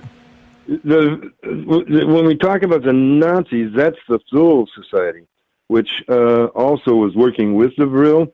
The Vril, were the ones with the psychic abilities, and they were, I believe, contacting the Nordics would be the Teal in Alcyon in the Pleiades, which is under the control of the Orion group, which could be the Greys, the Reptilians, or the Draco. So that's how we get the Draco or the Reptilian tie into these Nordics. And then the lady that talked about the underground port, well, there's a couple of things there in Iraq, I believe it is. they actually had a Stargate. And there's a Stargate in South Antarctica. So, they had that going for them because they discovered that, I'm pretty sure. Plus, it didn't come up when we were talking about it, but like one of the things about Maria Orsic was the idea that the aliens she was in contact with were telling her about a Stargate in the Atlantic, and that maybe was an alternate way that she had escaped. Yeah, well, I mean, they were developing their own, as the other gentleman stated. They were developing their own spaceships or anti-gravity ships, and they had to give the Nazis something, right, through the Vril Society. So they're feeding them data, but they're trying to keep their thing ahead of the program because they want to get off of this hole and go create their own society. So we got two different German groups coming out of getting space flight. One went down to the Antarctic and teamed up with the Draco, and there is tunnels all over the Antarctic. Corey Good says it's like the honeycomb Earth. Isn't a hollow Earth. There's kind of like a honeycomb of tunnels and caverns and all sorts of creatures down there. I think this is where we get to the concept of hell, right? Yeah, maybe right. I mean, that is the way back to the way back. You see these lizard things that'll eat you. Hell yeah! I mean, way back to the beginning. That is in the book Vril: The Coming Race. That is kind of how the underground works there, and there are giant lizards down there that try and eat people. Like I said, yeah. So, hey, if I'm going home with the aliens, I got nothing to eat down there too. So, can you hear me? All right, go ahead. Yeah, I can hear you. All right, just making sure because you're acting like you couldn't hear me. Come on, man. Come on, bro. Give it the program. Go ahead, Phil. You're good, bro. Go right ahead. Okay. So clearly, you've heard of the Vril Society, and you got some takes on this. You think this stuff's real? Yeah, you think this stuff's real? Oh yeah, no, I have no doubt it was real. I kind of sense these things. I'm a little psychic. Okay, I'm going to claim that. Yeah. So and the other tie-in is the red-haired giants. So there's Brian Wilson, I believe the guy's name is an archaeologist down there in Peru, and he's discovered these elongated skulls that have a red hair on their skulls. So that ties them back to the Sumerians, the red-headed giants with those big beards and all that. So this whole area is just kind of tied up in that whole thing, as he kind of so eloquently said. Yeah, interestingly, you bring up red-headed giants. I'm sure you've heard of Lovelock Cave out here in Nevada. I live in the state of Nevada.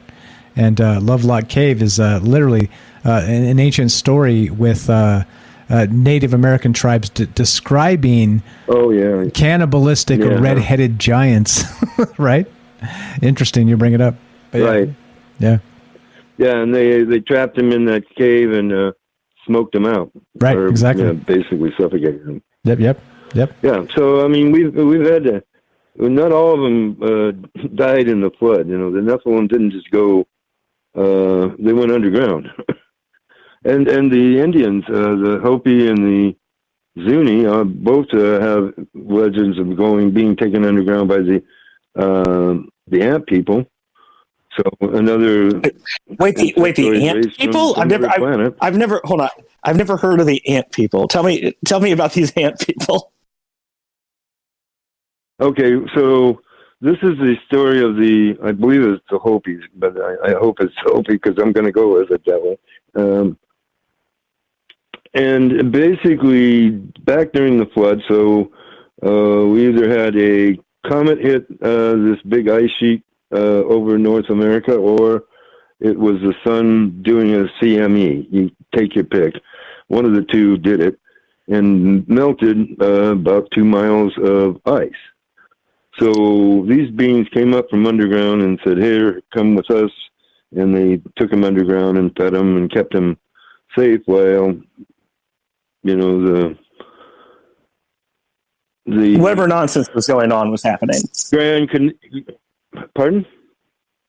Oh, I was just saying, like, they kept him safe while whatever was going on above ground was happening. Well, I mean, it would have been flooding. There was if there was a comet, then there would have been, pieces of that coming off and hitting and causing fires and all sorts of things. So this would be back during the Younger Dryas, I believe, where we were going to global warming at that time, and there weren't too many people around, or maybe there were a lot of people around, Atlantis and all that. And I'm going to say that is a later Atlantis that was lost 12,000 years ago.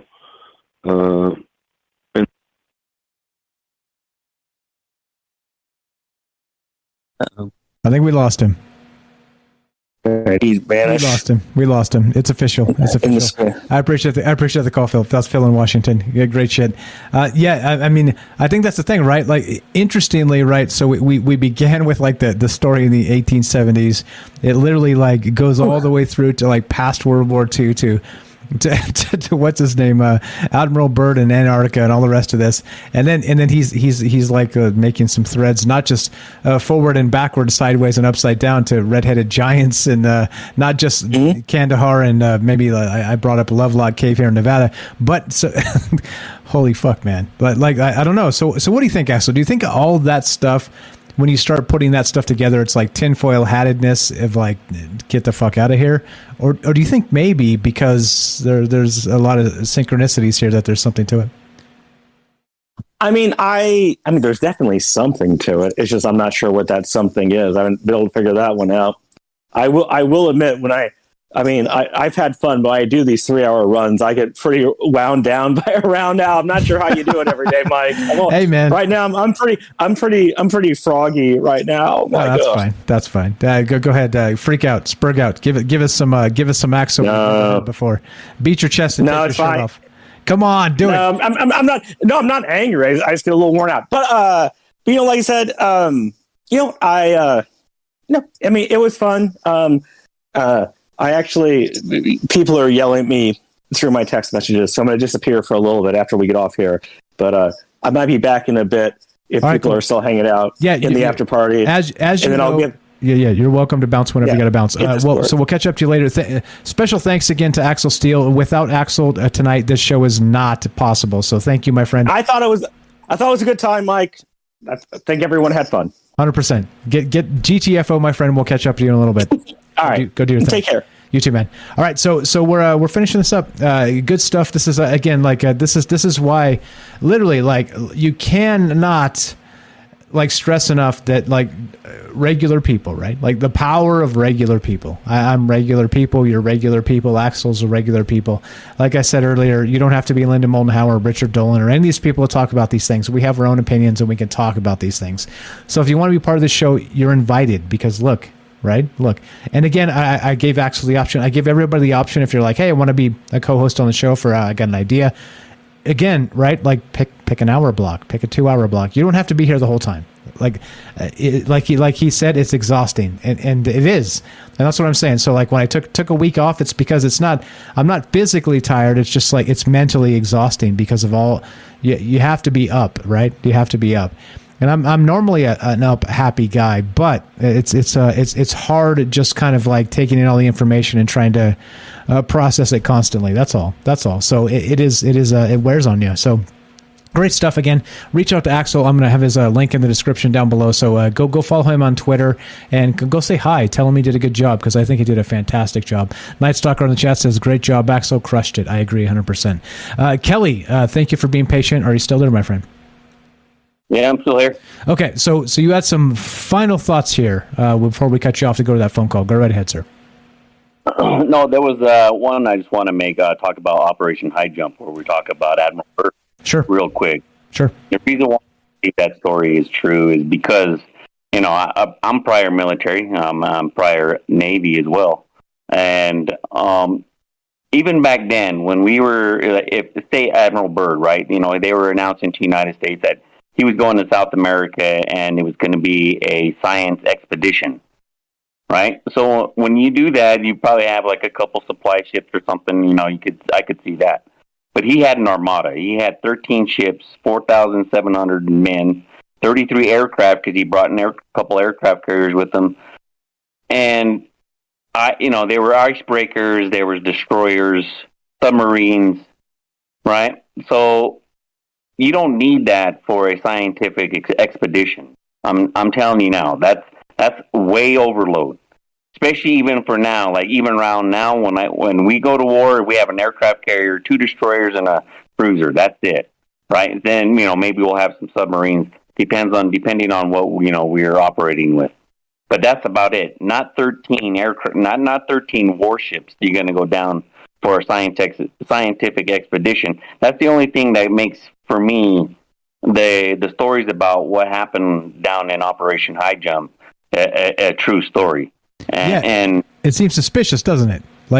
So again, my actual brother's been to Antarctica. He went on like a Nat Geo cruise or whatever, but they didn't take a fucking armada of fucking aircraft carriers and shit. That stuff happens all the time. But you're right, dude. That in and of itself is a little bit suspicious, isn't it? Yeah, I mean, if you look at that just specifically, you're looking at the evidence that's presented and what that is given. And I look at that, I'm like, why? Why would you need that many aircraft, that many people? I mean, yes, if you were going to ice break, set up some camps, you might need a few hundred people, but you don't need 4,700 men. You don't need 13 warships, 3 icebreakers, a submarine. You don't need all that for a scientific expedition to South America where World War II was over. And unless those stories are true, like Tambam was saying that, there's stories that he did escape down to South America and then, down into, Antarctica, right? So, and one more thing that I was going to mention that where he was saying that the Germans found a UFO that crashed in the Black Forest. I thought you guys were going to talk about, okay, the UFO, one of the UFO models that the Germans had was called the Glock, right? The Bell. I did bring it up just briefly, but yeah, go ahead. Yeah, but I thought you guys were going to make the connection not to the Black Forest, but to Kecksburg, Pennsylvania, that happened in December 9th in 1965. It was a crash of a UFO that landed, and what was weird about it, it was shaped like, people called it an acorn, but if you turn that acorn upside down, it looks like a bell, like the Nazi bell, like the Glock. And they had they said hieroglyphics, but, if you don't know how to speak German, I'm pretty sure it kind of looked weird to you, swastikas or whatnot, because a lot of that stuff that, that they had back then, who knows, I mean, who knows what they were messing with? Was it the ship that the lady was talking about where, they escaped to this planet and then it was sent it back or what? Because it's almost exactly alike, I mean, if we're give and take in about 20-some years later, and next this thing landed in Pennsylvania. If anybody knows about that one, it landed in Kecksburg, Pennsylvania, 1965, December 9th. I thought that's the connection you guys were going to talk about with the Glock anyway. Yeah, the only reason not is because there's so much other. It was so dense otherwise. So we didn't like sort of peel off other narratives. But you're spot on. Like I've heard that. I think they talked about that on Ancient Aliens and some of these other things. Is that maybe right? Again, they're drinking the maybe juice and talking about this stuff. But yeah, so we didn't stray too far because it is so dense. And again, like Axel said himself, right? He wished he could have read a couple more books because it does get even more super weird than the shit we talked about. So yeah. So that's why that. But I'm glad you're. And again, that's why we do it. That's why we do it, because we're going to miss stuff. We're going to some oversights, some things that we didn't consider, and that's where you come in, my friend. That's where everybody else comes in. The secret weapon of troubled minds. What's up, Kelly in Colorado? How you doing, brother? Thanks for pointing that out. Yeah, no, of course. I was just I thought maybe that you guys were going to do that. So I kind of I want to added that a little bit narrative to it. But yeah, what's interesting, that's, when I looked into the Vril, again, that whole rabbit hole goes in different ways too. And, the connection, that's the reason why I kind of looked into it, because of the type of descriptions, because I'm interested in a lot of descriptions of what people would claim that they've had encounters with, right? So, like that one guy I kind of threw at you where, I met him on another site, and his story is very incredible. I wish he'd, I introduced him to the show, and I hope he's listening and maybe one day call in. But I like to hear, I ask him questions all the time of like different types, what he's seen and the pictures he takes, and it's pretty incredible. But not to get off subject, but yeah, man, the Vril is, to me, it just makes connections again to like the ancients, right? All the ancients were what they're looking for, this whole, what's interesting too was that, real quick, was Admiral Byrd, when he went north, right? When he said that he got sucked into the hollow earth, right? He said the species that he came across was like what they're talking about, like the Nordics, or what, the Vril would call like, the Aryan, because they were tall, light, but their hair is not blonde. Their hair is like white. They claim, like these, they call them the tall whites, right? Or, not like a gray looking, but like their skin is really white. Their hair is white, but they have like our features, right? As a human species, but 6 fingers, it's weird, the story that, that you can come across, but again, who really knows? But I just wanted to add that too, is like, why would you send an armada like that for a scientific, expedition? That's the only thing I kind of, I glare at a little bit. And it's a great point. It is suspicious AF, as they say, as the youngsters say. And good stuff, my man. Good stuff. As always, like that. This is why we do this, because again, it's not about what I think or Kelly thinks, right? But you see what happens, right? Like you get a bunch of people together and you start kind of kicking ideas out, and this thing starts to form, this formulation of not just ideas, but sort of an amalgamation of maybe what is a possible truth. And so again, don't get me wrong, I'm not trying to say this is the truth. I'm just trying to say that the more people you get takes on this stuff and where this information comes from, you never know, right? And again, Kelly's been in the Navy. He's like, hey, no, bro, like this is not a scientific expedition.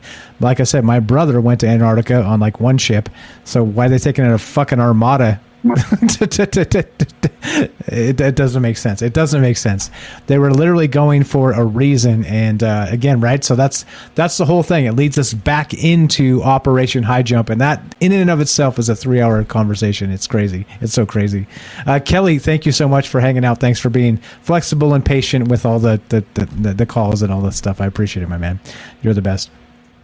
Of course, man. I'd like to hear other people's opinion. I got time to wait. I've been with you guys for a while, so it's not a big deal to me, man. You've been here years. A few more minutes ain't gonna trouble anybody, right? Right on. So thank you, Kelly. Thank you, Tam Bam. Thank you, everybody else. Special thanks to Axel Steele again for doing all the research. And again, he's been setting this up for literally weeks and months. He's like, hey, we got to do this. I'm reading this book. I'm doing this thing. So literally without him tonight, this show and this conversation is not possible. So special thanks to Axel. Give him a lot of love. Follow him on Twitter. I'll have the link down below. And there we go. So that's GTFO. Tam Bam. Final thoughts here. What's up? I have a Tamtro. You got one? All right. Let's do it. Hold on. So let me set it up so you guys can hear the music and stuff. So before we do that, what are your final thoughts here? Real? Nah, something else. Real. All right. Real is good by me. Tam Bam says so. I'm agreeable. All right, because I'm a big fan of Tam Bam. All right, so let's do it. I'm going to smash the button. Wait for the bass to drop.